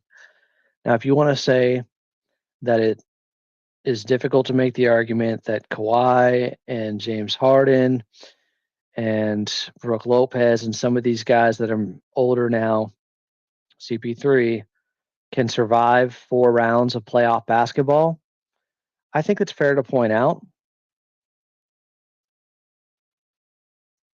I'm just hoping they can be fresh enough heading into the playoffs. If they treat the regular season with the proper amount of respect and put themselves in a situation where they're not exactly having to fight for their playoff lives or to stay out of the play-in like they had to this past year, where they ended up going 18-3 the last 21 games. If they can have a little bit more of a cushion and a buffer as you head into the playoffs, well, that would be ideal, right? Where your position in the Western Conference isn't so tenuous. That would be nice. Mark said we don't have good young players, though. Steven Uribe said we should definitely have a deep rotation throughout the year to preserve these guys for the playoffs. Glad he is ending his career with the Clippers. Go Clippers. Yeah. Data man. Have we ever been this stacked before? So many great players have worn the jersey. I mean, in terms of overall talent, no. But it's older talent too. I'm still hoping Kawhi is enough in his prime at 34, which is probably the biggest thing for them to be good enough to have a player that's that talented. Like, the question is, can Kawhi still be a number one on a championship team? I think, and that's putting health aside. I'm saying when he's on the court, is he still good enough to be a number one on a championship team? That's really more important than anything. Absent said Harden and Dunn were the backcourt last year, not Harden and Norm. Well, I mean, you can split hairs with that. You still had Norman Powell out there as a small guard in the starting lineup. Andy said, I suspect Dunn and Batum will start the season as DNPs as the effective third string reserves. Dunn is not going to start as a DNP, guys. You're wrong, Andy. Dunn is going to play. They need what he brings. Whether he's starting or in the second unit, Dunn is not going to be a DNP. I don't know why you'd lump him in there with Batum. Batum, maybe. Dunn's not. Lewis said, trade Bogey for Jonathan Isaac as the second unit 4. Or Dean said, last chance for Harden. B. West said, Beal starting is also just too many cooks in the kitchen offensively. I've gone through the second unit already. B. West said, does CP3 get his jersey retired here? Yes. That was already going to happen anyways. It's pretty confirmed now. Mikey said CP3 changed the culture for us to attract a player like Claw. Fair. Great point. 2027 is our biggest moves. Well, that will be, they're going to have a ton of cap space. They're going to have possibly, depending on who's back after this season, room to bring in someone at a max spot next summer. Mark said, Clippers have the best front office, in my opinion. It's amazing that people are saying that now, because there was a lot of shit talk to the front office for this offseason. I don't know why, because they were great last offseason too. Absent said Dunn should start over Beal. The point of attack defense will take a massive hit without Dunn in the starting lineup. It's a trade-off. Do you want to have a much better offense or much better defense? Either way, you could still be just as talented, just in a different way. Teo said we got better by letting PG-13 go. We know. Mio said only OKC seems unbeatable by this Clippers team. Every other team I wouldn't be shocked if we beat. I don't think they're unbeatable. Now, if Chet Holmgren takes a major leap forward, and they may get to that point. Big RR64 said, I'm glad CP3 is going to play his last year with the Clippers. Hope they retire his jersey one day. Mark said, I think we can beat OKC. Kawhi only played one game against them this year. It looks like we got that guest coming on. Hit me with the link. I already did, bro. Oh, you know what? I didn't hit send. I'm a dumbass. It happens. I'm still just waking up. Josh said, me and Tomer talked about your love of Kaminga at the gym before Summer League. I do like Kaminga, but it's not happening. Patrick said, could you imagine being one of the young guys in the organization, teammates with Kawhi, Harden, Beal, and CP3? Like, wow, dream come true. Yeah, that's part of this. CP3 makes everybody better on and off the court. Just veteran leadership. Wherever he has gone, SGA does not get to this point if he didn't get that year with Chris Paul. Period. CP3 elevates guys. Patrick said for someone like a Christie or Miller, I don't know what you're talking about. We have offense and defense, says Teo. The key is having lineup balance. I don't just want to have lineups where you're either really good defensively or really good offensively. This guy is really good with Clippers analysis. I'm not just saying that because he's my boss, but it's Lucas Hann, don't call him Han, joining the show here on Clippers Talk on a special edition with the signing of CP3 today, according to Shams Charania. Lucas, how are we feeling? I'm good, man. Does this say you've been live for 2 hours already? It's just an hour and 46 minutes. Ladies and gentlemen, this guy is a beast. Well, all the live streams, all the hours. Oh my goodness. I've been drinking by the pool all summer. Adam's been putting in work. Well, things are about to die down after this, I think. We're going to get a little bit of a break here, but it helps when you have good guests on to pick you up, and I can keep going here and keep the energy up. So let's talk about it, Lucas. CP3, what was your initial reaction? Did you think it was inevitable? Because there were kind of some differing reports over the last week, actually. What I will say is before I knew that they were signing him, I didn't think it was inevitable, but I knew that they were signing him a while ago. Is that a good answer? That's a good answer. But up until I was like told he's going to sign the contract on Monday, I was thinking like, where's the role and what role is he gonna have? Like, this is a guy that we know is such a competitor, and it's one thing to think that we're gonna, clearly what's happened here is that he's chosen retirement tour, the sentimental value of being a Clipper, being close to his family, over what could have been a bigger role elsewhere. It's still TBD exactly what his role ends up being with the Clippers. But I mean, this is a guy who pretty routinely for the last 8 years has always chosen somewhere further away from his family. Maybe this is a chance to win some games. Maybe this is a chance to start some games. So, yeah, I wouldn't say that I thought it was inevitable until maybe last Wednesday or Thursday when they were like, he's going to sign on Monday. How would you use him? What do you think his role should be? I mean, that's going to be fascinating because, Lawrence talking to the press the other day made it pretty clear that they were going to sign another guy for depth, but whoever that guy was needed to understand that they already have 10 rotation players and Ty normally plays 9, and that it's an injury depth insurance role and all of that, right? Here's the thing, though. Set up Chris Paul, what he did last season, alongside what Chris Dunn brings to the table and what Bogdan Bogdanovic brings to the table.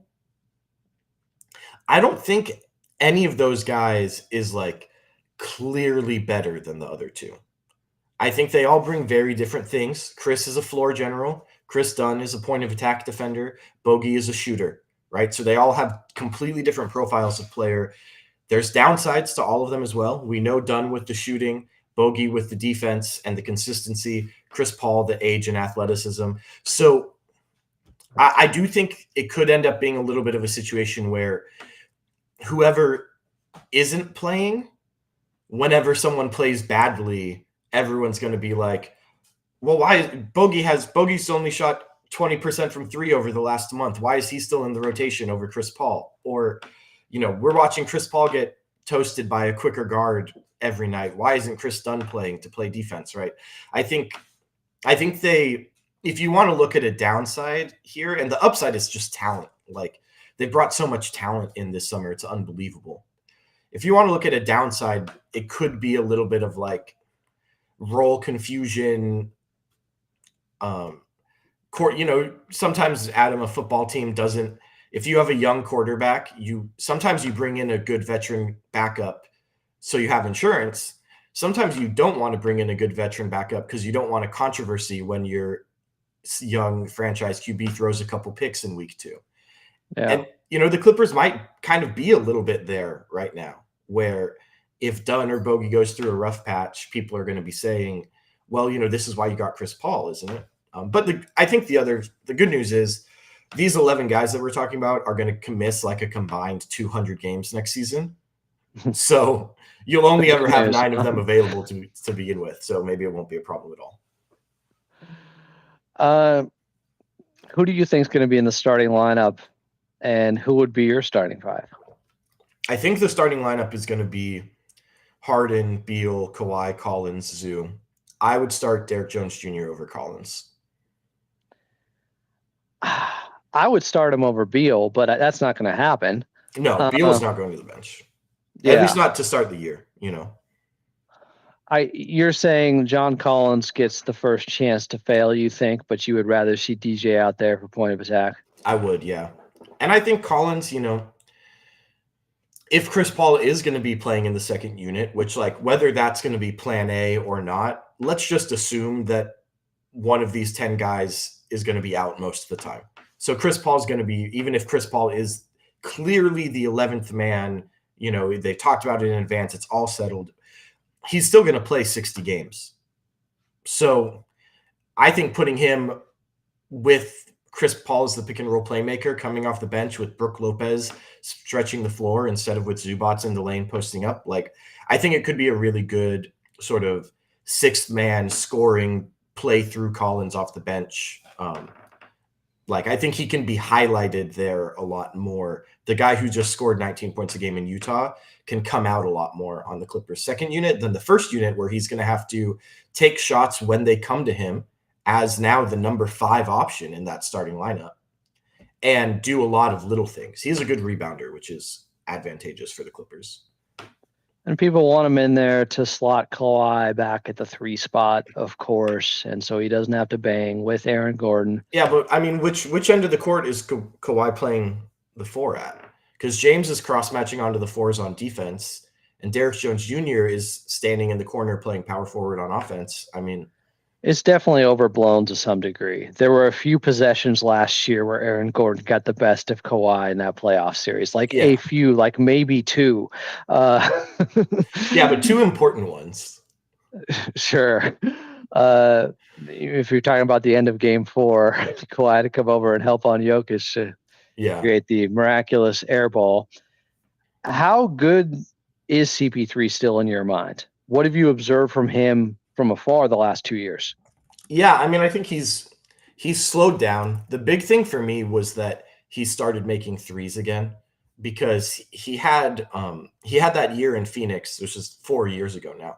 But he had a year in Phoenix where he shot like 31% from 3, and even when the Clippers played the Suns in the playoffs that series, he was struggling with his shoulder to even get the ball to the rim, right? But that shooting has bounced back. 37+% each of the last 3 years on decent volume. I mean, he's still good, Adam. Like, we talked about this when the Clippers signed Brook Lopez. Say what you want about Brook Lopez and how he's slipped or fallen off or whatever. Brook Lopez is a guy who started 80 games on a really good team with a really good defense last year. Even though Milwaukee wasn't up to their normal standards and Brook slipping was a big part of that, he started 80 games on a really good team. Chris Paul last year started 82 games on a team that was not really good, but that was probably better than maybe, we think about the teams that missed the play-in tournament in the Western Conference. You think, oh, well, those are going to be, 5 terrible teams. I mean, the Spurs won 34 games. And they lost Wemby. They won 34 games. They didn't have Wemby down the stretch. They still won some big games down the stretch. They won a huge game at the Warriors in the last week of the season on a Harrison Barnes game winner that even allowed the Clippers to get to the seeding position that they got at the end of the year. So, yeah, he started all 82 games last year for a team that won 34 games. So it was not terrible. And they were 4 points better with him on the court than off in 2,300 minutes. I mean, those are like you find anyone who plays over 2,000 minutes and their team is better when they're on the court than off. That person is probably a positive contributor in the NBA.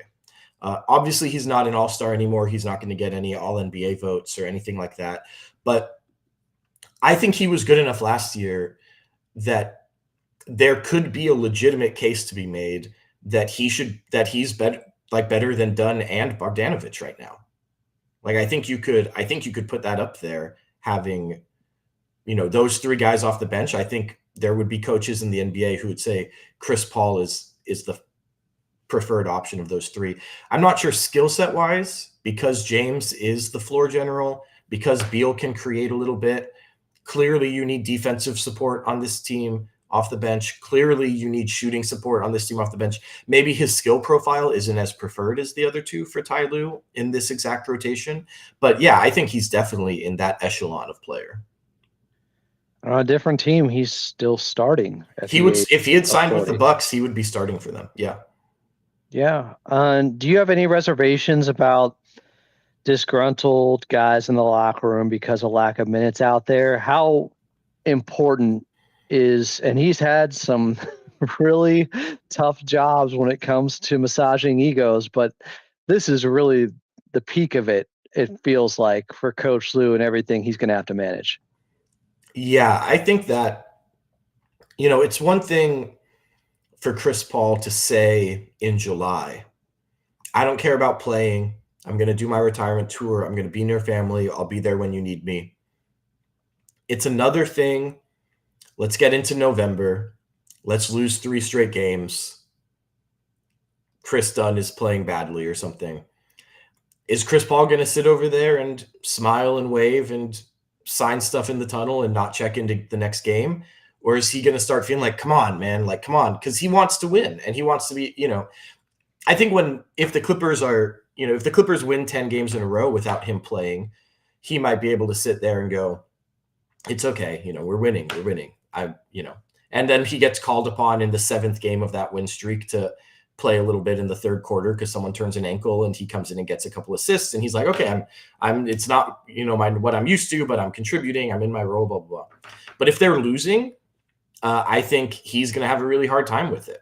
And I think that also there's going to be a lot of outside noise that builds up if the Clippers are struggling, when the Clippers are struggling, I should say, because they will at some point in the season struggle like every team does. I think when they struggle, it's going to be really challenging to manage that. I mean, even a guy like Chris Dunn, who I don't think most of us think of as being a big ego guy, but a guy like Chris Dunn, who was an important piece of a starting lineup of a 50-win team last year. If the defense is mediocre this season and the Clippers go through a bad stretch, you don't think Chris Dunn is going to feel at some point like, why did we brought in all these big names and we're doing worse? When I was doing that job, we were winning more games. I mean, it's human, right? Yeah. So yeah, it is going to be one of those things. If the Clippers win 60 games next year, I think they'll probably get through it without too much trouble on the roll front. If the Clippers win 48 games next year, I think there will probably be a lot of bickering throughout the season about who's playing and who's not.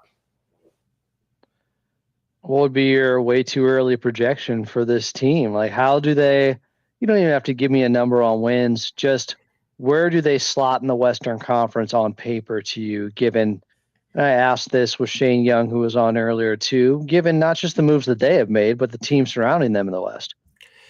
Yeah, I think it's a great question. I think that, you got to put the Thunder and the Rockets in a tier of their own right now, in my opinion.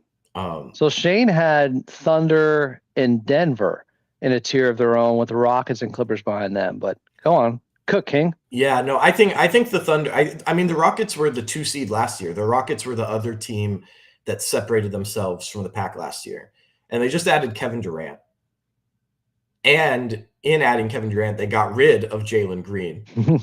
So a pretty big addition and a pretty big addition by subtraction. I think actually it's going to get underrated how much better getting rid of Jalen Green makes them, because everyone's going to say that, oh, well, Kevin Durant is why they got so much better. And it's losing Jalen Green is probably just as big. I mean, look at like some of their other good players like Jabari Smith. Go look at Jabari Smith's numbers when Jalen Green is on the court versus off, because Jalen Green doesn't pass. He's a ball, you know. So yeah, I think Dylan Brooks was kind of an underrated loss, but it is addition by subtraction. Yeah. Well, and then they went and they got Dorian Finney-Smith, right? So that's a nice replacement for Brooks, I think. But yeah, I think the Rockets, until proven otherwise, you know, they were clearly top 2 last year. They separated themselves from the pack, and I think that they, you know, made a pretty big move this summer. The Clippers, I think, realistically, could finish 3rd in the West next year. Best case. Yeah, I mean, best case, you know, sure, best case is first, right? No one's played any games yet. Realistic, though, I'm saying. I think 3rd is like actually, yeah. I'm not saying that they will finish 3rd, but I think that that's like if things go right in a sort of reasonable way without Shai Gilgeous-Alexander tearing his ACL or something, that's kind of where you probably have a chance to end up. I think you look at them then in that tier with Denver. I think Denver's offseason is a little overrated. Well, I don't know how you feel about that. You know, some people in the chat were saying that. I have taken shots at the Jonas Valanciunas edition and people acting like he's some defensive juggernaut or something like that. No, he's not.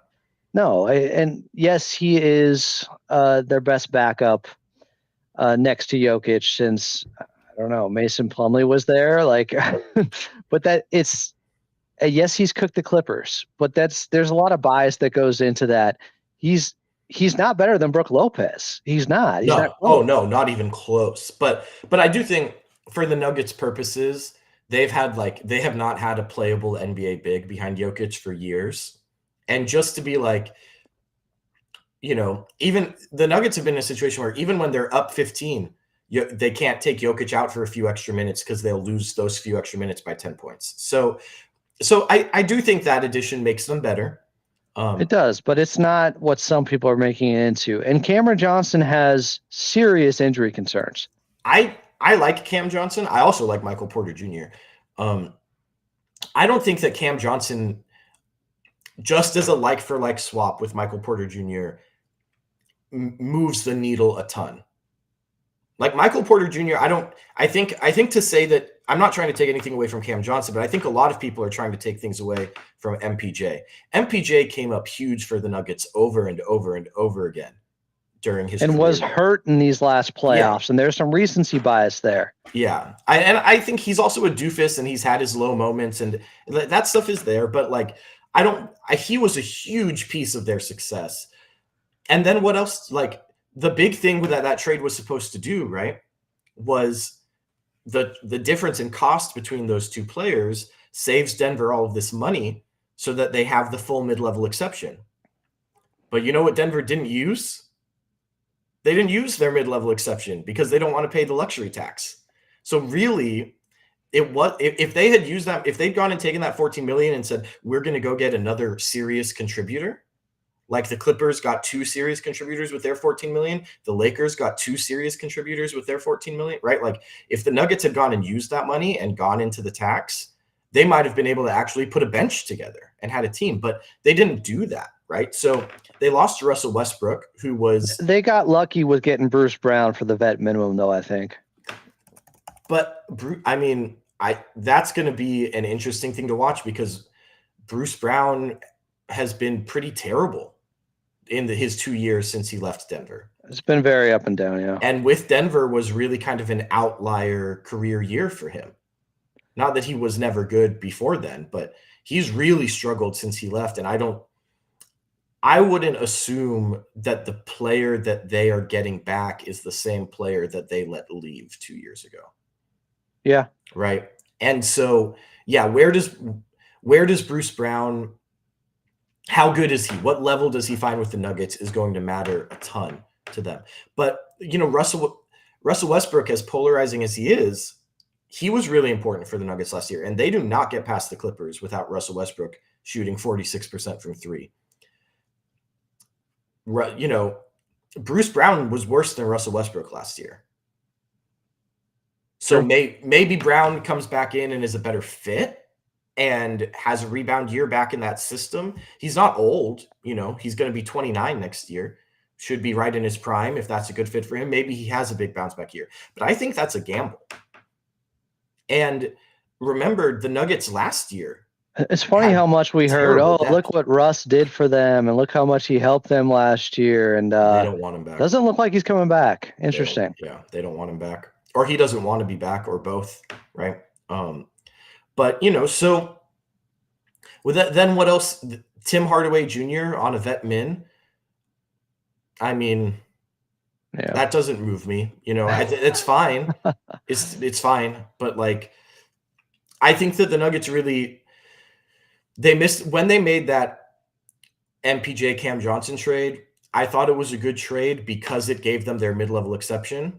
And then they cheaped out on using the mid-level exception. They still don't have any depth. Like, they're going to bring off the bench next year Hardaway, Brown, Valanciunas, and then, I mean, maybe Peyton Watson and Jalen Pickett. Like, it's just not a good second unit. So I need Strother to get better. Yeah. Yeah. So, I mean, I still think the Nuggets are – I think the Nuggets – won't be worse than they were last year. I mean, the Nuggets, and maybe the coaching change, which seems to have really worked for them, helps them throughout the season where they were really, it seemed like Adelman's voice had kind of lost its effect with those guys during the year last year. But I'm not putting them in a tier above the Clippers when they just played a 7-game series against the Clippers. They finished tied in the regular season and then went to 7 games, and then the Clippers got monumental. I mean, I don't know how you could look at the changeover on the roster for the Nuggets versus the Clippers and not think that the Clippers took a bigger step this summer than the Nuggets did, on paper at least, right? So, yeah, Clippers in that next tier, Nuggets in that next tier. I think the Marcus Smart addition for the Lakers has really sneaky upside. Yeah. I was really interested in Marcus Smart this summer. He has not played much in the last 2 years, but it's not like he fell off a cliff and stinks now. He's been plagued with injuries and he hasn't been able to stay on the court. If he can get right and get healthy, I think we could see a very good version of Marcus Smart back for the Lakers next year. That move actually strikes a little fear into me as a Clippers fan and a division rival, because he could be a fantastic fit there with like Smart, LeBron, Luka, Reeves. I still don't think I'm not an Ayton believer. I've seen him up close and personal in Portland the last few years. I'm not an Ayton believer. I'm not big on their depth. I think the organization is a mess. I think LeBron is like doing weird ego pouty things that are messing with everybody. But you know, if Luka has a good year, then they are going to, they're probably still going to be in the playoffs. And just curious to see, like, Spurs get a full season now with Fox and Wemby, and they went and made some aggressive moves this offseason. Not too aggressive, not overplaying their hand, but like, who did they got at least one person. Oh, they got some bigs this summer to bolster, like Cornette and Olynyk, right? Like that's going to be a massive team with 2 of those guys, Wemby, Cornette, Olynyk, right? And all of them shoot threes. Or Cornette doesn't shoot threes, but Olynyk does. So yeah, I don't know. I think it's going to be interesting to see where they end up. They're going to be kind of the new kids on the block, but yeah, I think the Clippers could go third. I also think they could end up 6th, and it wouldn't really shock me. Lucas, we got a mystery guest coming on. Do you want to stay on as well? You're more than welcome. Mystery guest. Well, now I'm curious. Well, that's how I figured that was a strategy to keep you. Join the show right now from The Athletic, Law Murray. Lucas wants out now. Murray is here on a big day. What up, Law? Big show here on Clippers Talk. CP3 is a Clipper. Law, welcome to the show. Thanks for doing this. Hey, thank you. I probably don't have my best mic right now, but I'm all over the place this morning. So well, you're not on a train, Yeah, or not on a plane, and a bus. So I know I'm stable. The only thing I'm on is behind a couple of stories. That's about it. Law, Adam, I got a question for Law. You go. We'll Law, I heard you say on this show last week that you thought it was on the less than 50% chance that Chris Paul would sign with the Clippers. What do you think changed in the last week to move that needle? Chris Paul, he was at what, EYBL? I think Chris Paul just decided to just, let's just do this, So I'm just glad it's done. I'm just glad it's done. Like a week ago, where was I a week ago? I was in Vegas a week ago, about to watch a Clippers back-to-back. So there was that.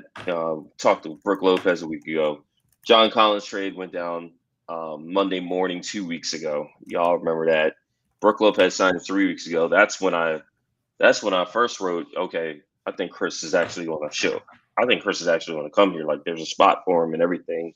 Article was done. So I just felt like the Clippers had the door. The door was open, but it was just going to be up to Chris, and Chris finally walked through that thing. So this is about him accepting the role that Lawrence was talking about for that 11th man the other day, Law. Yeah, I just feel like with everything that's happened for the Clippers, it was like they Chris Paul proofed the roster. Like so he's not a necessity, he's a luxury, but I don't want to sell Chris Paul short. Like there's a reason why after the draft, I was like, okay, I think Chris is one of the guys that should be seriously considered to come here. And why after the Brooke Lopez signing, when they went and got a very old player who was a former starter, a long time starter to come back to LA, even though it's a different franchise in Brooke Lopez's case, I was like, look, Chris could help this team.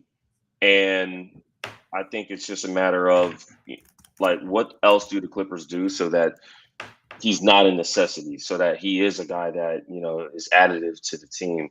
I thought that the Bradley Beal buyout was a huge part of Chris getting a chance to come here because they needed to make certain moves so that they could backfill that spot for Norman Powell effectively. And I just feel like with everything that they've done business-wise, with everything that else has happened in the league, like you can look across the league, there's a lot of spots still open, but there are no starting point guard spots. You saw all the teams that could possibly think of filling spots. Milwaukee re-upped with Kevin Porter Jr.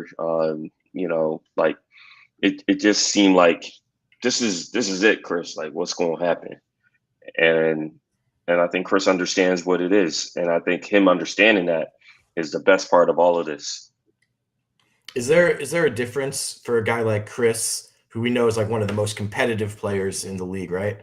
A difference between understanding it in July and understanding it in November and understanding it in February, understanding it in May?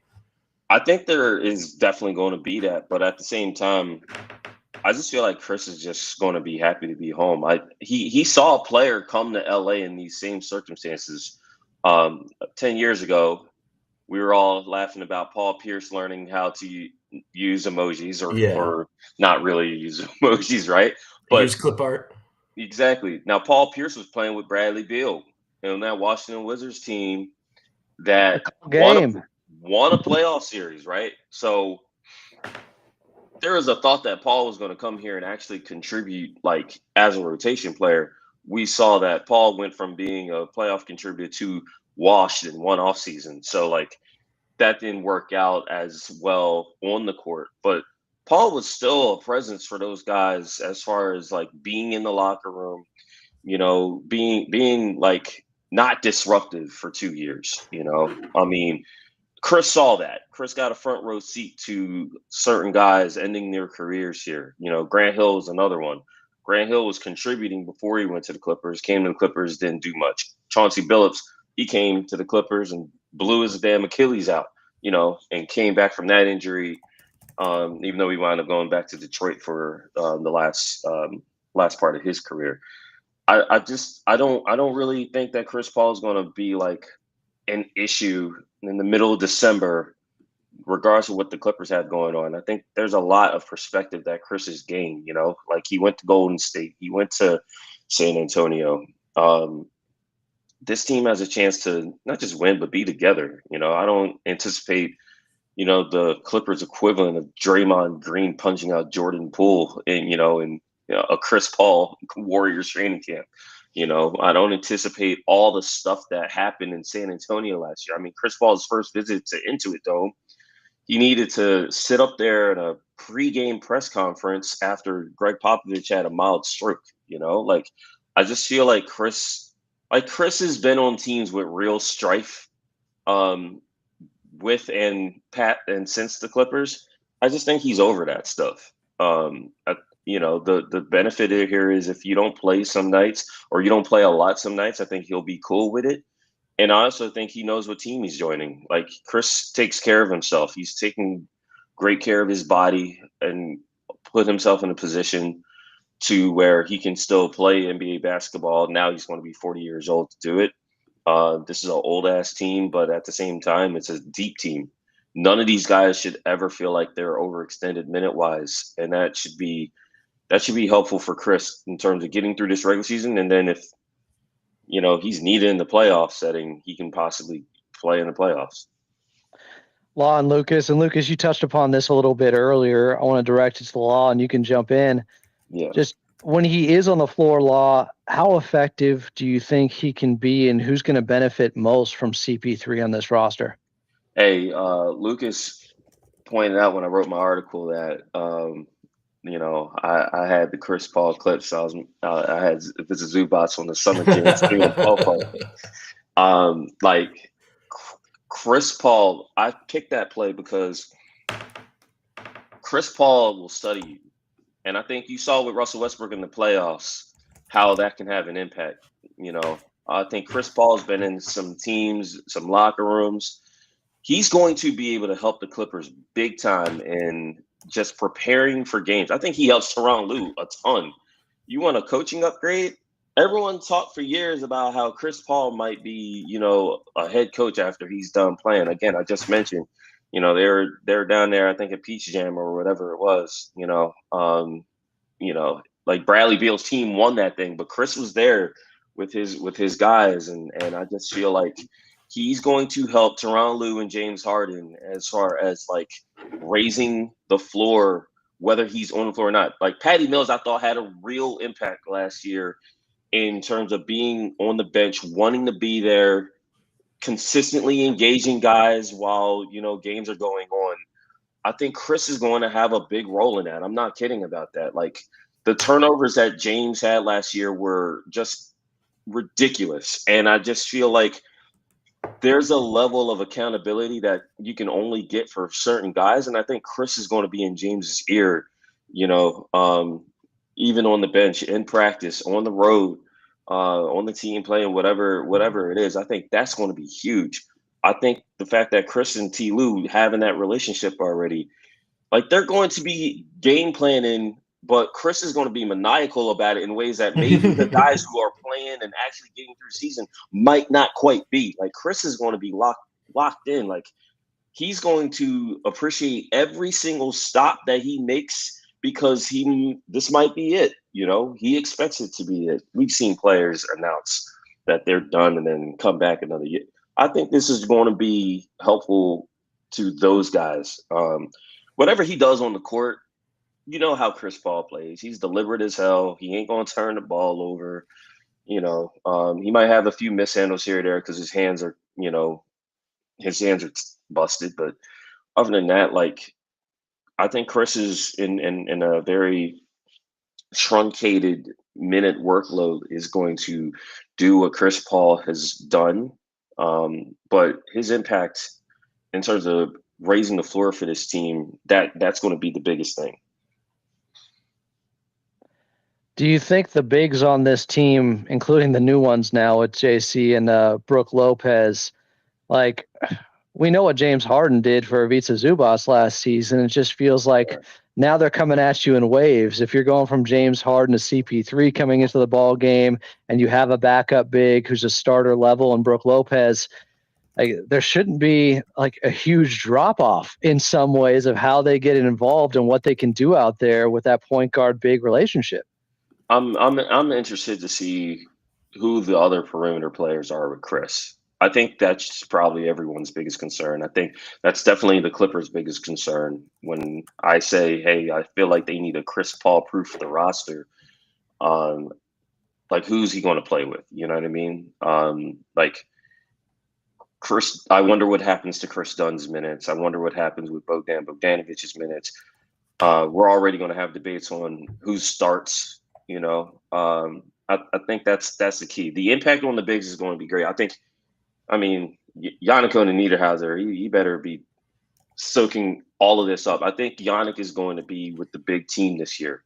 And I think a big part of that is, instead of being in the G League where you're not going to touch the ball, because, you know, we know how G League, Summer League basketball is, right? I think they're like, look, you need to be with us. You need to be on the road. You need to be with Brooke Lopez and if it's Zubac on a daily basis. You need to be in the gym with James Harden and now Chris Paul. You need to be with those guys, you know, even if that means you're not playing, you know, as much. Like, they need to practice. They need to have that. Like, I think that's going to be big.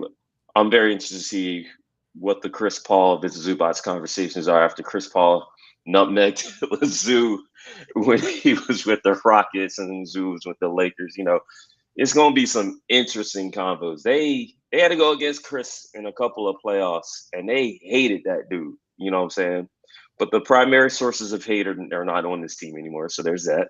And it's going to be interesting to see how everybody mixes together and for some guys, how they develop now that Chris is there. How do you guys expect, Lucas, we'll start with you, the fan reception to be? I'm sure you're checking Twitter now, just checking the reaction, because there's an argument to be made that he's the greatest Clipper of all time. He's back. It's his swan song. And there are still some people that maybe they're just as competitive from a fan perspective as Chris is on the court. So when he beat them, they couldn't stand it. And he's one of those players, you love him when he's with you, you hate him when he's against you. Some people, it seems like they're reluctant to let that go still. But I think we're going to get there eventually with everyone. How do you see it? They'll get over it, I think. Yeah. He's the greatest player in franchise history. And I think, you know, the leaving wasn't as pretty as it could have been, but also, I mean, in the grand scheme of things, he helped the Clippers get a lot in that Rockets deal. Like, Lou Williams comes out of that Rockets deal, Patrick Beverley comes out of that Rockets deal, Montrezl Harrell comes out of that Rockets deal. 3 really important pieces for that transition era culture to keep the Clippers above 500 every season. Like, you go back and look at stars who forced their way out of teams, very few teams get the value that the Clippers got back in that Chris Paul deal. So he decided it was time to exit, and maybe we would have liked him to stay at that time, but he did right by the Clippers when he exited. And then there was beef after he exited because they lost, and he felt a type of way about Doc and Blake and DJ, and they felt a type of way about him. And, you know, it's competition, right? But he's said for years now, when he is inducted into the Hall of Fame, he wants to be inducted as a Clipper, that he sort of, when he thinks about his career, he thinks of himself as a Clipper. His family never left LA when he was traded to the Rockets, which I think, you know, probably most people know by now. But yeah, I think folks will get over it. I think Chris has gotten over it. None of those guys are still here, you know? And honestly, I think part of the reason why, you know, people ask, you know, now that Blake hasn't played in a couple of years, people ask about, you know, Blake Griffin's jersey. I think part of the reason why is that they'd like to do them all together. and Chris won't give up. So we'll see. Maybe now that Chris is back, maybe they'll do Blake and or DeAndre next season. But maybe they'll wait another year and do all of them at once. Law, does this clear up any complications between CP3 and the fan base and mixed feelings? We about to find out, right? Like, I feel like it's just funny, man. You should throw up the Lucas while he was mentioning what Chris Paul did for the Clippers in exiting the franchise. Adam, like, you might want to throw up the graphic I put together on that. Like, I touched on that very thing when I was putting my newser together. I didn't keep all those details in the story, but I made sure I had to put a graphic together. Like, that deal had so many legs because Trez wound up leaving as a free agent. Okay. But obviously he played his best basketball with the Clippers, right? Lou Will and Pat Bev, they not just were great on the court, but they had a culture to them that I think a lot of Clippers fans still hold on to today. You know, like that 2019 team, even the 2018 team where Pat Bev was hurt most of the year. Like, people thought that the Clippers were just going to go away, and they didn't. You know, they not only persisted, but LeBron James shows up to Los Angeles, and that Clippers team was better than LeBron's first Lakers team. You know, that is still something that people hold on to this day. And then you look, it's like Lou Will got traded, and I hated that trade. I think everyone knows I hated the Lou Will Rajon Rondo trade. Okay. And what's ironic is Rondo and Pat Bev wind up in the same trade that gets Eric Bledsoe here, a guy who, again, played with Chris, was drafted by the Clippers. He's the last Clippers first-round pick to make it to year 4 here. It's crazy. Kobe Brown, man, is your time, man. Let's see what he's not. It's not. Streak's not getting broken. We'll see. We'll see. But then what happens with Eric Bledsoe? Eric Bledsoe never plays again after he's traded to Portland. A deal that brought back Norman Powell and Robert Covington. Robert Covington winds up in the Harden trade, okay? And then Norm, we just saw, got traded in the deal that brings John Collins here, another Wake Forest guy. And Chris Paul is back at the end of all that. That is crazy. So Chris Paul was absolutely a villain for the Clippers, like, right away after he left in 2017. I think the fans obviously understood that. And then obviously there was a lot of disappointment with the Lob City era, not just the lack of accomplishment, but just how those guys didn't click. They didn't get along after a while. Like Blake and CP and DJ, all those guys were excited to be together in 2011. But obviously, the reason we had Emoji Gate in the first place was because there was a lot of tension with the team. And I don't think that endeared them to the fan base, even while those guys were still playing out their last years together. I think a lot of that, Lucas, you bring up a point, it's like about how do you, this is arguably the most like ahistorical franchise I've ever been a part of. Like, when it comes to sports, like, I've asked people in the organization, like, are you guys going to acknowledge, like, the past teams, the past eras? You know, this is a franchise that started in another city in 1970, but came to Southern California in the late 70s, came to LA in, the mid 80s. Like, there is history here, even if the history isn't a lot to be proud of. And I think this franchise needs to start understanding that. And this is a big way into, kind of calling back to that. Like, this franchise needs to act like, they put some years together, even if those years haven't been entirely fruitful. And the day this team wins a championship, all those guys who played on these teams and have a lot of pride for wearing the uniform, even though they didn't accomplish something big, they're going to come back for this. And so it's going to be an exciting year for the Clippers in that regard. And maybe I hope the fans embrace that as well. Yeah, a lot of Clippers players from the 90s and the 2000s, you see at community events, they're doing the Clippers courts. folks still feel like they're part of something. And what I'll say is, I understand why the Clippers have not put up a Ralph Lawler microphone, because they don't have a player jersey retired yet. And I get that the optics are a little weird if the only person you've honored from your franchise's history is a broadcaster. But I really sincerely hope that once they get, Blake Griffin, Chris Paul up there, at least, that they do give Ralph the opportunity to be honored. Because I think a lot of folks high up in the org, Ballmer and Zucker and Chris Wallace, right? A lot of the big people in the organization that have come in the last 15 years or less, even for some of them, maybe don't understand how much Ralph means to those of us who've been around for a lot longer, and for folks who've been around a lot longer than I have. And I hope that I understand why he's not going up first, because having just a broadcaster up and no players, it's an ugly history on the basketball court for this franchise. But I hope once they get Chris and Blake up there that they put Ralph up there. I think he deserves it, and I think it would mean a lot to a lot of Clippers fans. No doubt. I think everybody would be behind that. So earlier I asked Lucas Hann about what he thinks the starting lineup is going to be and what his starting lineup would be, Law. Okay, so give me let me like, Lucas got to recall that, John. Okay. I was gonna wait to see if you I think Law and I have the same answer, I believe.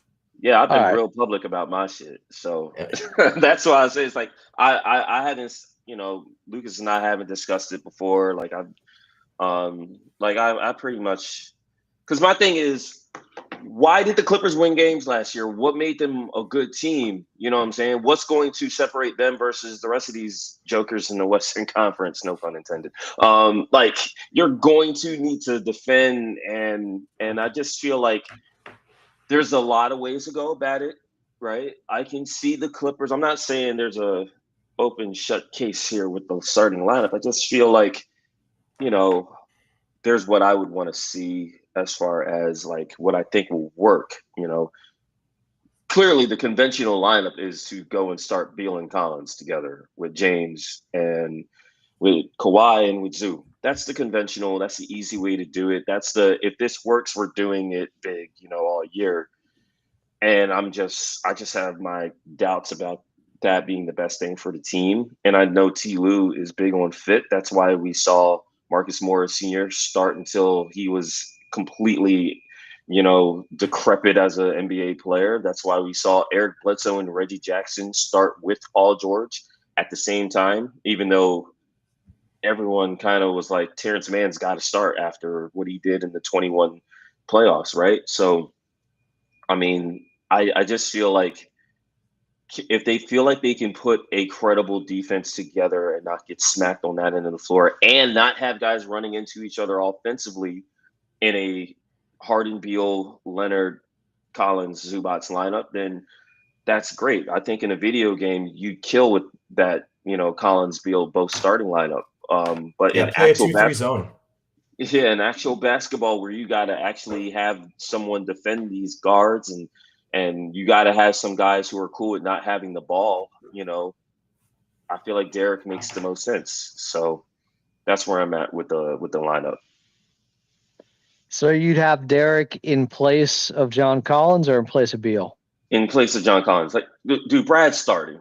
Like, yeah. You don't get Brad coming to this team. It's what we discussed last week when I was talking about Brad. It's like, you didn't bring Russell Westbrook to that team, with all this crap that he dealt with the Lakers, just to say, hey, you're gonna be behind Terrence Mann. Like that messed up Terrence, because Terrence was in a good groove and Terrence went in a funk for like a month after that. But that's how you get the best out of Russ in the short term.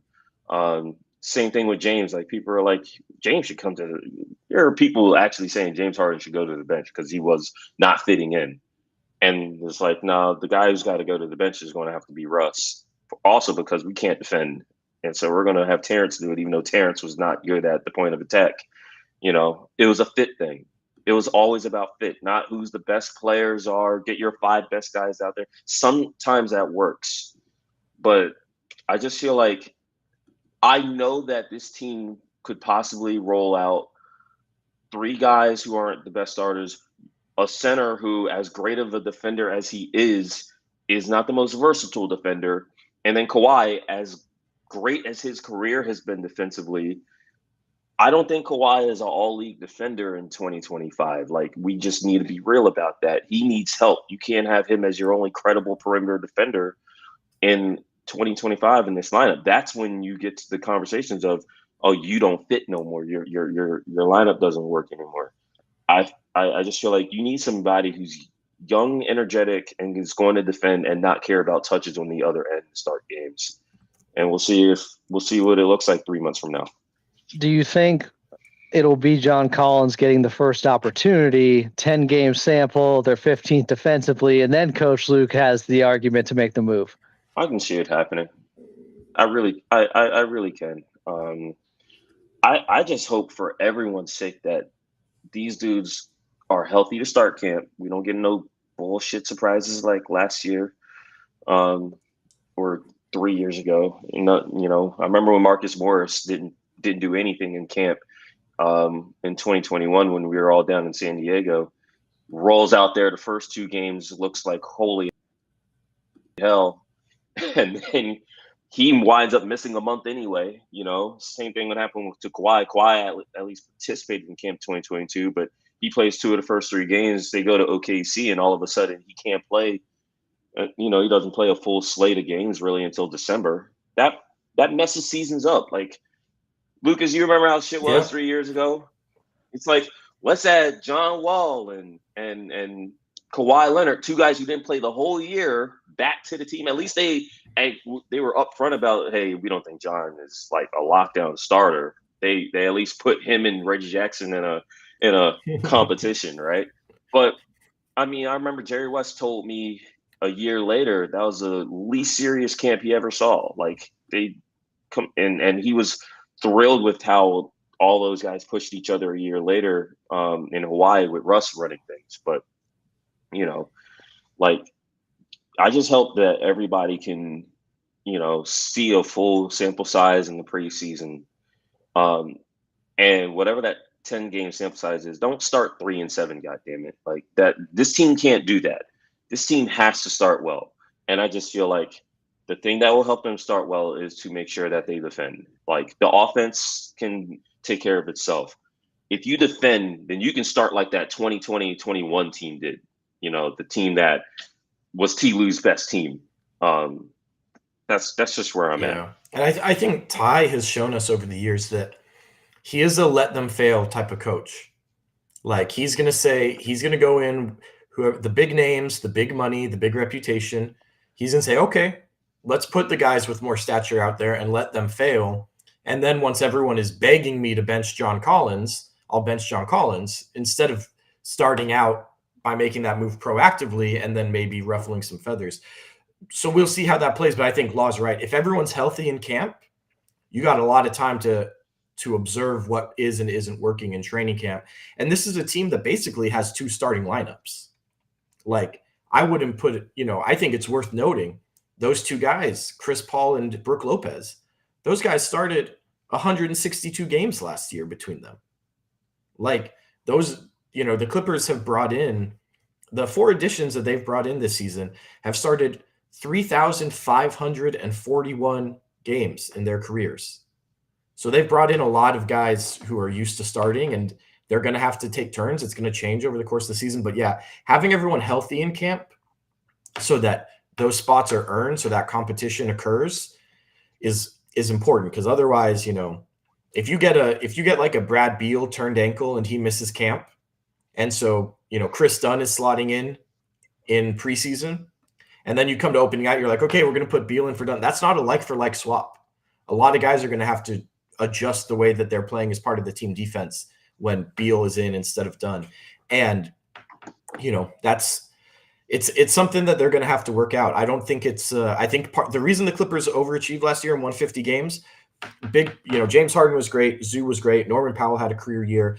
But the biggest thing was the identity piece. Yep.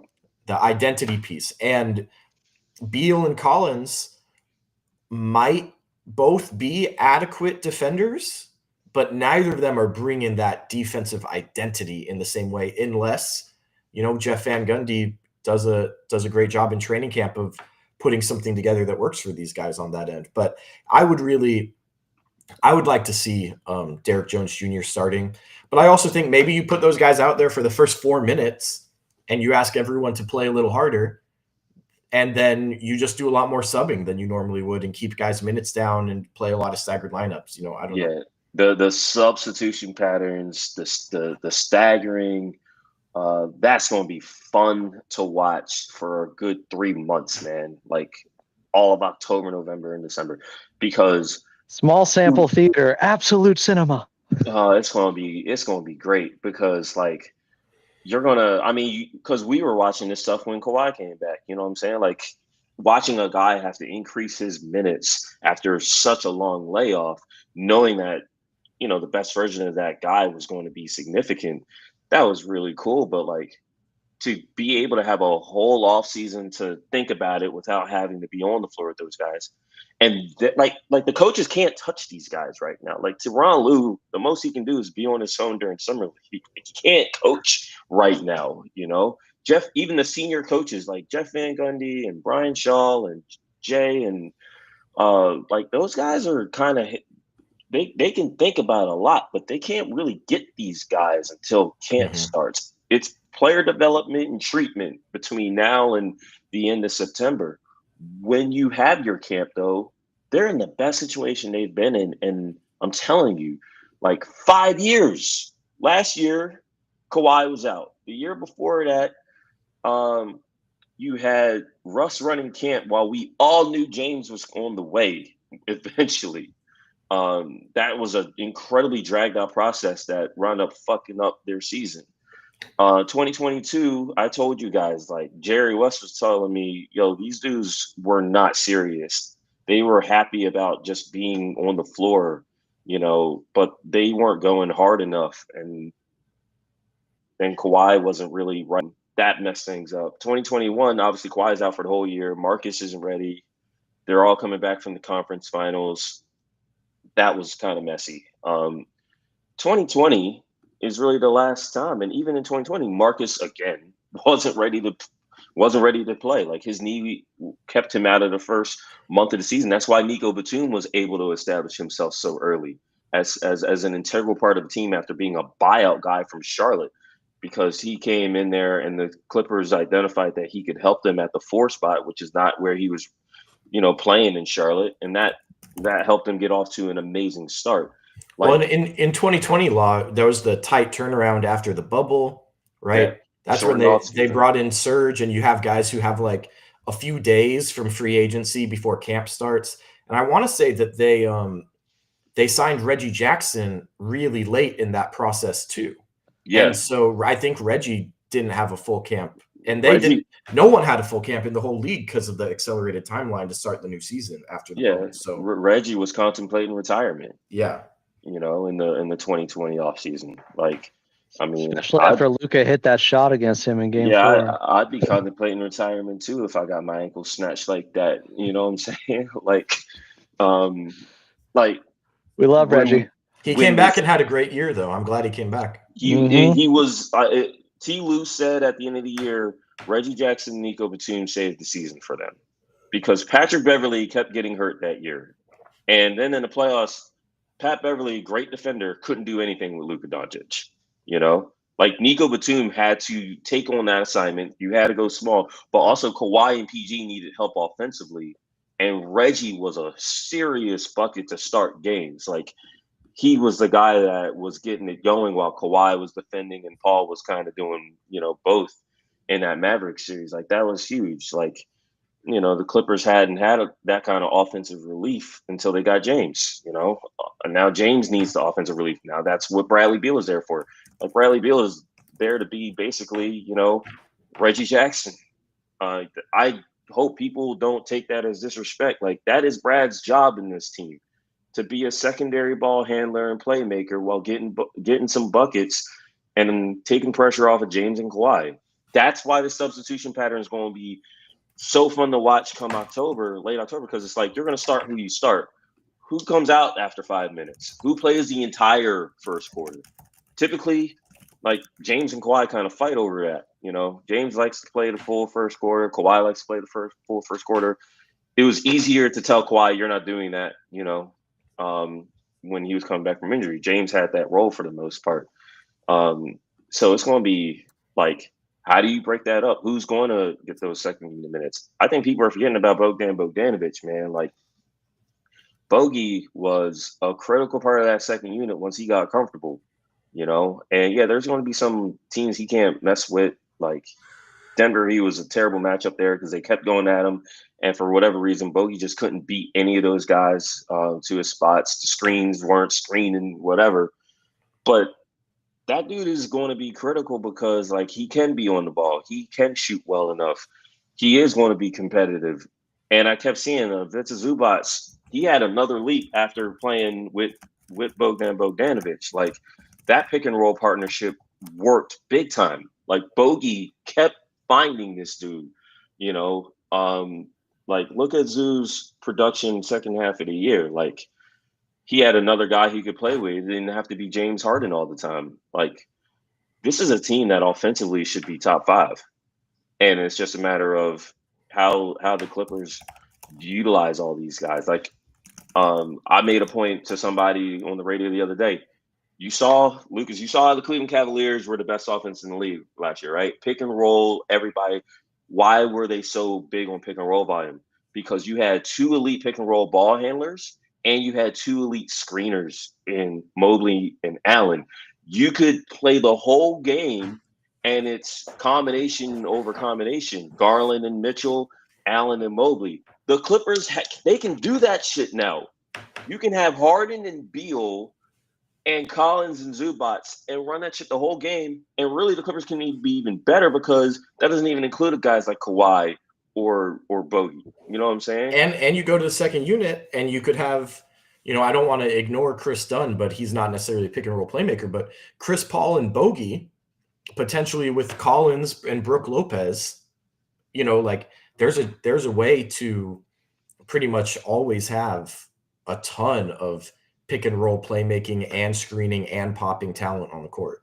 Exactly. This team should not be in the bottom 5 in ball movement next season. This team should not be. Look, they have great isolation players, but their pick and roll volume should increase significantly. They just have more bigs. Last year, I can understand the pick and roll volume not being the biggest because they didn't have as many pick and roll ball handlers that were reliable. Like Norm was great running pick and roll when he was him just finishing shots. But Norm is obviously not a guy who makes passing decisions out of the pick and roll. Like it's pick and roll so Norm can score. I don't think Beal's as good a scorer in the pick and roll as Norm is, but he's obviously a much better playmaker and decision maker. So your options for running that are significant because you have probably 4 or 5 guys who can run pick and roll on the ball. And then as far as screening and rolling, you only had Zoo last year. Now you got Zoo, you've got Brook, you've got John Collins, and most importantly, you still have some guys who can guard to guard, do this stuff that T. Lue likes to do. Well, I hesitate to ask this question, but you were there, and I kind of want to know, was there anything to take away from Summer League? Or did we learn anything? Is Jordan Miller going to be back? Giannis had a nice game against the Lakers. Kobe Brown got injured but looked good in his 20 minutes. Like, is there anything there? There is a lot there. I don't think a lot of it is – I mean, this team – we talk about Chris Paul proofing a roster. They proofed the development core of this roster too. Like, none of them dudes have avenues to play. None of them.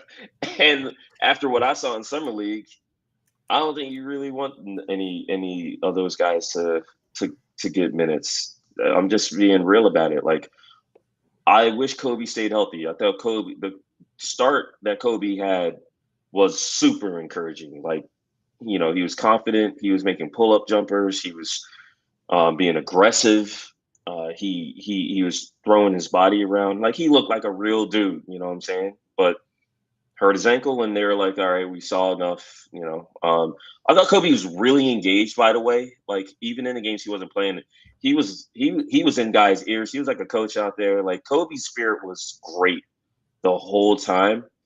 I thought his attitude, his disposition was really good, and I think you need that when you're in the position that he's in. Like, Kobe Brown is basically playing for, you know, a fourth-year option decision. Like, I think he's going to play more minutes than Yannick Niederhauser.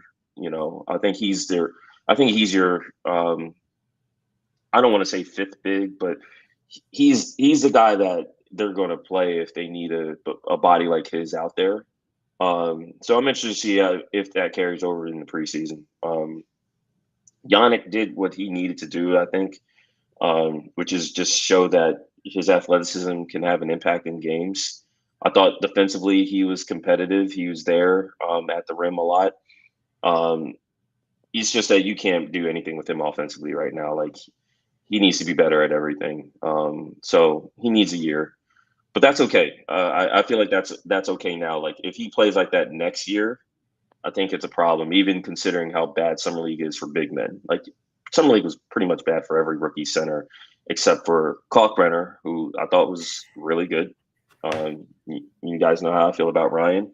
I actually talked to Ryan for a story. So, yeah, I mean, if you guys saw what I wrote on Yannick, you know, I made sure to talk to Ryan Kalkbrenner about how he's going through this process. If the Clippers looked at him, he did confirm that he worked out with the Clippers as part of his free draft process. So there's that. Kobe Sanders, I thought he looked good in spots, but that finale was rough, to say the very least. 9 turnovers is crazy for anybody. I don't care if it's Summer League. So that was a big opportunity for him, and obviously it didn't go well at all. I feel so sad for Jordan, man. Like, the numbers game is going to cost, you know, they're going to lose Jordan, I think. Like, it was funny, like, Bo Levesque, right before the Lakers were about to play the Clippers a week ago, like, he goes to, I think it was Jeremy, he goes to the Clippers, goes, it's like, Jordan's done enough. You know, like, the whole league sees it. But the league could have claimed Jordan Miller on waivers. No one did, because his contract is like a poison pill contract. It's just crazy, you know, all kinds of guarantee dates and whatnot. So, but look, Musa, I thought, played great last year in Summer League when Kai Jones was hurt, right? Kai Jones was supposed to be getting the look, and Kai's ankle was messed up. So Musa was out there. He was a dog. He played a great Summer League. And then 2 weeks later, he's on the Charlotte Hornets on a 2-way contract. Like, Jordan Miller's probably, I don't know what the deal is. He might be on a 2-way or something. It more than likely won't be with the Clippers. Like, but we got to see. Like, Kobe was talking like Jordan was gone. Like, when I talked to Kobe Brown, Kobe was talking past tense stuff with Jordan, which I thought was pretty eye opening. Like, those guys are really close, you know. So I'm interested to see what happens with Jordan. I thought Cam gets better in a lot of regards. But the thing he needs to be best at, I feel like he's still not there yet. I still feel like Cam has to be a way better shooter for the archetype of player that he is. Yeah. Like, you're never going to give Cam the ball and ask him to, you know, facilitate offense. And Cam's never going to be the guy that you say is a top stopper. You know, I do think he's a competitive defender. As he gets stronger, he'll be fine on that end. But that guy's got to be a better shooter. Like, I don't know what his numbers were totally, or ultimately at the end. I just know he's got to be better. I thought Trenton's defense was good, but offensively, that scoring that he did in the G League didn't translate at all. You know, I think Trent's a straight line player. You can't really give him the ball and ask him to really cook. His shot is still, like, you can see he can make shots, but that's not, you know, you're not going to ask him to stand in the corner and just be a clip. Like, that's just not where he's at. Who am I missing, Lucas? I mean, Kobe Sanders. Ooh. Oh yeah, we talked about Kobe Sanders, the 9 turnovers. Like, I thought that was. He's not a point guard. He had 4 in almost 2 minutes to start the game. It was tough. Yeah, I think that's the toughest thing for him. Like I wanted him to get that point guard look. I was happy, not happy that Xavier was dealing with a knee injury, but I was happy that they gave him that last game to play and be in that role. And it was an exposure. Like Yeah. you need to be better at so many things if you're going to play at all, let alone play point guards. Kobe Sanders will be in the G League. Like he will, and he needs the G League. He needs a year to explore his game. Like I like him a lot as a prospect, but you know, it's not hard to see why a guy who has his size and skill set went 50th, you know, in the draft. Yeah. Like, it's no reason to overthink it. That's the thing that the Clipper fans have to understand. Like, you're not dealing with top 20 picks. You're not dealing with a team that has spots just open. You're dealing with a team that wants to win and young guys who need to develop. It's a tough spot for them. This is the hardest franchise in the league to break through because not only you're not a premium pick, but look at the dudes that you're trying to beat up for a job, for a role. You know, Patrick Baldwin. I'll end on him. His first game was like, holy shit, this is why he was a first round pick. And every game since then was why he's in this position that he's in now as a guy entering his fourth year, you know, as a former first round pick who's on a 2-way contract playing in Summer League. Like, you know, his deficiencies are significantly prohibitive. And there's only so much you can do for that. Somebody in here saying he's not a negative on defense. I'm like, what did you watch? That's the thing with Pat. It's like the best thing that he has to be able to do is be able to play with guys who can protect him defensively. That means you got to shoot so well that you can be hidden on defense as a big man. It's hard to hide a big defensively. And Patrick is not big enough to play center to me. He's just not. Like, he's only, you know, he's John Collins sized, but with significantly lower athleticism. And that shows up. It just shows up. So it's tough to play a guy like that at the 4 because of how perimeter oriented the league is. You know, and at the same time, it's tough to play him at the 5 because, like, Patrick doesn't jump very well. It's not just that he's, you know, 6'9", 230. It's like he doesn't jump very well. He's not the strongest guy. He's not the biggest guy. You can make up for that if you can jump like a John Collins or if you're as big as a Kobe Brown, but he's not either. So he's a tweener on defense. Offensively, when the shot's going on, it's pretty as hell. But yeah, I don't think it's an accident that the 2 games the Clippers got kind of handled were the 2 games without Yannick. And I think it has a lot less to do with Yannick doing anything particularly great and more to do with the fact that Baldwin as the linchpin on defense, just that those games, they just crumbled. And I have not seen teams don't like you don't come into Summer League with a really advanced level of game planning and scouting. You may know who a couple matchups are and that type of thing, but I don't think I've ever seen multiple opponents in the same week in Vegas come in game planning to target a specific guy. Like, he got picked on and picked on and picked on. And, you know, there's some offensive talent there, but man, that defense is enough for me to kind of keep him off the court unless, I mean, you could use him like Steve Novak, but he's not the shooter Novak was, right? But that's kind of how limited he is physically. Cam Christie, I think some of the in-between stuff that we saw from him this week is really progressive. Like, he's a little slithery. He's getting to drives, to reverses, to floaters, to pull-ups. But all of that stuff, like Law said, it's all dependent on him being a plus-plus shooter. He's got to be a really good shooter coming off screens with the ball in his hands. Like, he's got to be able to play off ball and on ball as a 3-point shooter. And if he can attract attention, if teams have to overplay the shot, then he can use that slithering in-between game that we saw from him in the Summer League. But if he's going to shoot, in this Summer League, he shot 32% from 3. Last year in the G League, he shot 30% from 3. If that's where he's going to be, it doesn't matter what the volume is. He's never going to be able to get to those other spots against NBA defenses. If he's a 38% shooter from 3 on high volume, all of a sudden, a lot of the stuff we saw from him this summer is going to get unlocked a little bit. So that's kind of the thing with Cam Christie right now. He's a shooter who doesn't shoot the ball very well. And he can look it's one thing to look the part. Jerome Robinson looked the part, but you got to make shots in games. And that's kind of what we're waiting on with Cam. I wonder if we got analytics on him on catch and shoots versus off the dribble, because he clearly was taking plenty of off the dribble and tough step backs. And it's like, so how many of those did he take in the G League this past year? It just seemed like he was just getting them up kind of indiscriminately. Yeah, I don't know if we have that for the G. Because his catch and shoot looked pretty pure here this summer league. Like, I don't know the splits on that, but it looked like it went every time when he was wide open. Yeah, his catch and shoot three is, for summer league at least, that was in the high 30s. And yeah, to your point, like every other three that he took, like that was a mess. Like, I mean, and again, I think a lot of it is look at who you're playing with. I don't think the Clippers, the way the Clippers put their summer league team together, because I ask about this every year.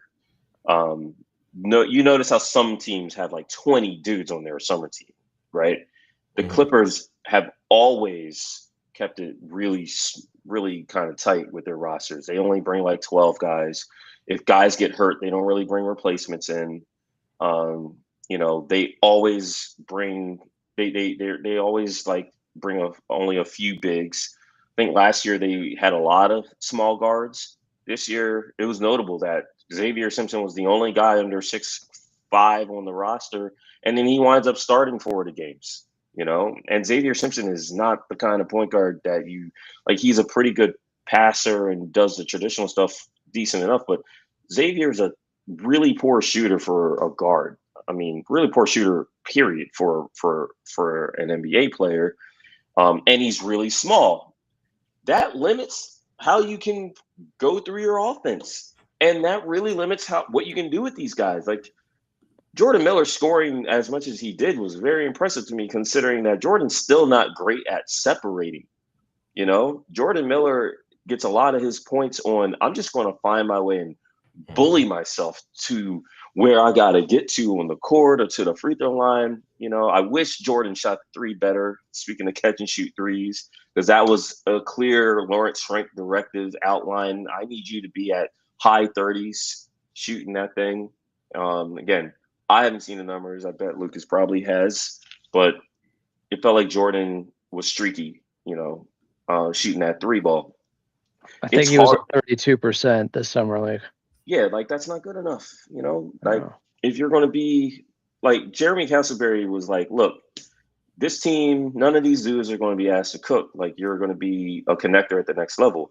They put a team of connectors together. That's why I always say, appreciate the guys who can like actually take care of, and be someone who you can play through, because you can't put 5 shooters on the floor and none of those guys can create their own shot or create shots for others. That was the biggest issue with the Clippers. They had a center in Yannick who couldn't actually, be a player you play through. He's not Jan Hansen, for example, right?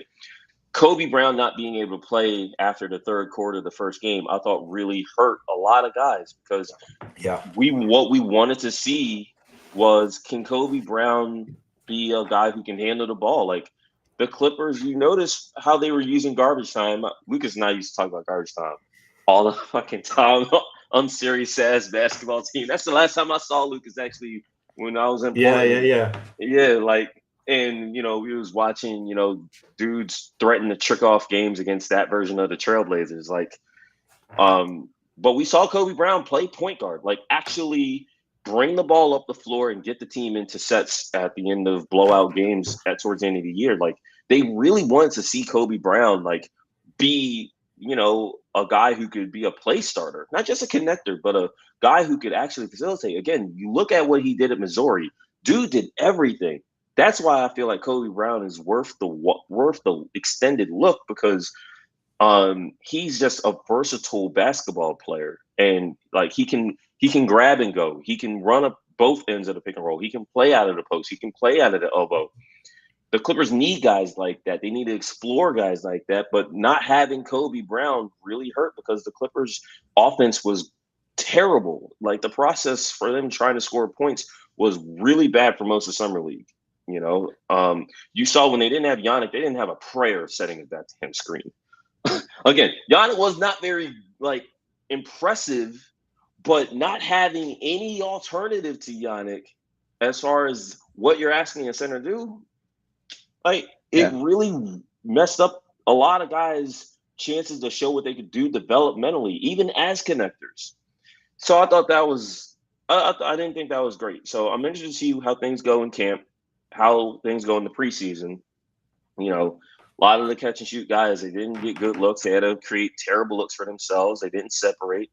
They didn't have a real point guard, and for most of it, they didn't have a real center out there. Like, I think that affects what guys look like, especially those guys. One more point in this, because I know I'm starting to ramble. No, you're good. I only got one more question. I got about 10 more minutes here. Lucas, do you guys remember Amir Coffey's summer league from 2021? Yes, I was talking about this with Rob the other day. Okay. He looked really bad. Like he got unbelievably ejected. bad. He got ejected from a game. So I'll tell you guys, since we're several years removed from this, I sat with Wenger in the game that Amir got himself ejected. Like, played terrible, frustrated as all hell, couldn't do anything. Amir was playing up a position with the team that they had. Remember, they drafted 3 guys in that draft. They had Keon Johnson, who right away, the feedback on Keon was, I don't know why we got Keon. I'm gonna leave that one alone. 8-inch vertical, man. We got him because the Blazers would want him 6 months later. Yes, exactly. You know, they drafted Brandon Boston Jr. Again, they were super high on Brandon. And they drafted Jason Preston, who, we knew was. I mean, they were excited about his passing ability. Everything else was going to be let's see if he can play in the NBA. We've seen how that's kind of transpired.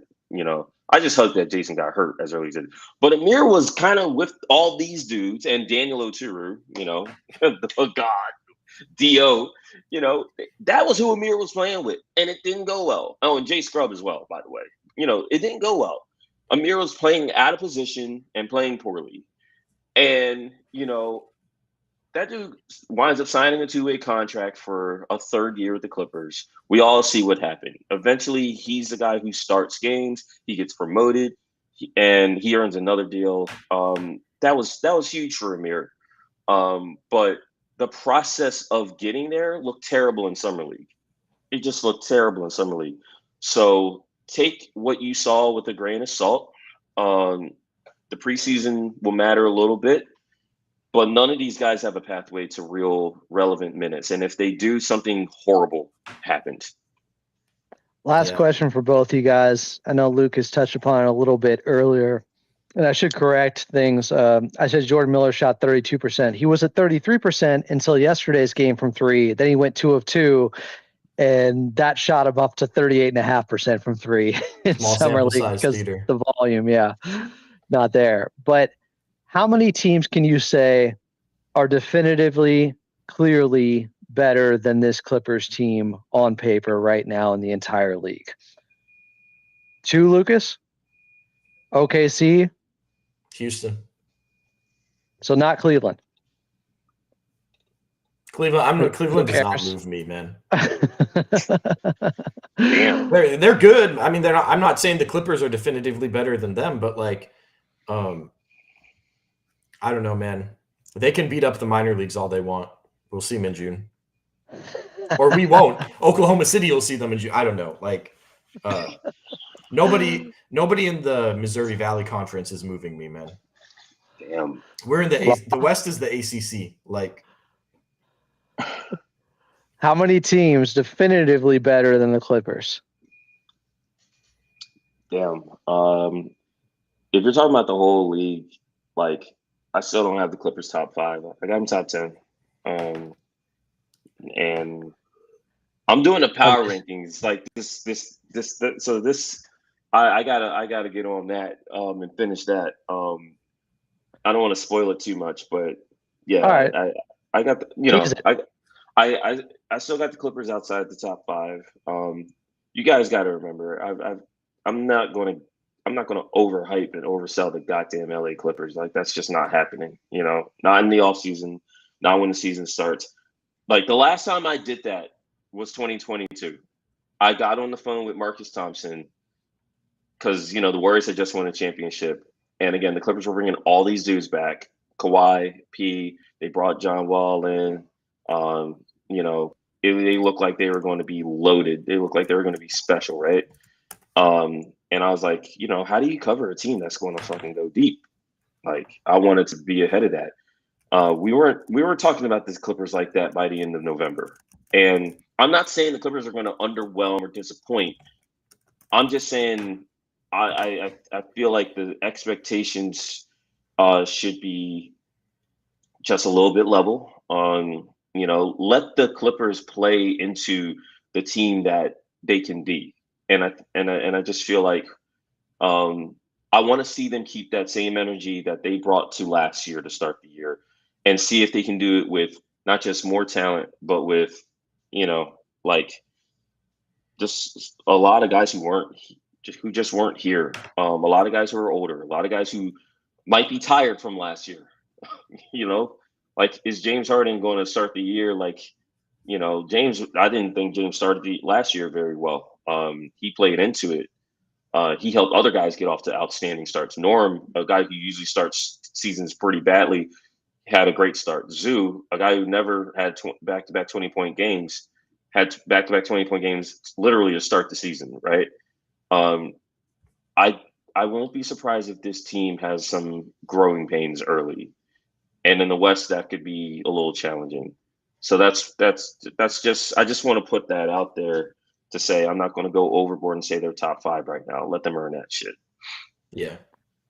He is Law Murray of The Athletic. At Law Murray, the NU is where you find him. Find his latest. Chris Paul agrees to a 1-year deal with the Clippers for his 21st NBA season. And of course, we also have the great Lucas Hann. Don't call him Han on from 213 Hoops. Should we be expecting a podcast later on tonight on the Lob the Jam, Lucas? You should be, but I won't be on it. We'll have Cole Huff, Justin Wilson on with Dr. Shapp tonight. Hey, shout out to my guy Cole, man. I ain't hear from that bro. dude in a minute. Tell him to amplify his microphone. Every time. All right, appreciate both you guys coming on here today and breaking things down on a historic day. Clipper Nation bringing back CP3 to finish out his career. Law, thank you. Lucas, thank you. Later, fellas. Peace out. Bye, guys. There they go. And I'm going to leave too. It's 3 hours and 12 minutes. It's been a while, but before I do get out of here, I do want to remind you of our sponsor. Yes, that would be Sharif and Wilkerson. If you've ever been injured or involved in a car accident, call or text Sharif and Wilkerson at 818-388-1343. He's a big listener and friend of the show. He may be in the chat right now. They will help you make money and get the help you need. When you get injured, nobody understands your pain like a Clipper fan. So give them a call today, and they'll swoop in to save the day like Superman. Clippers making moves. What a summer. I expect things to start to slow down now. We shall see. I think we got a Clips and Dip episode for you guys later tonight. I'm Adam Osland. You've been listening to Clippers Talk.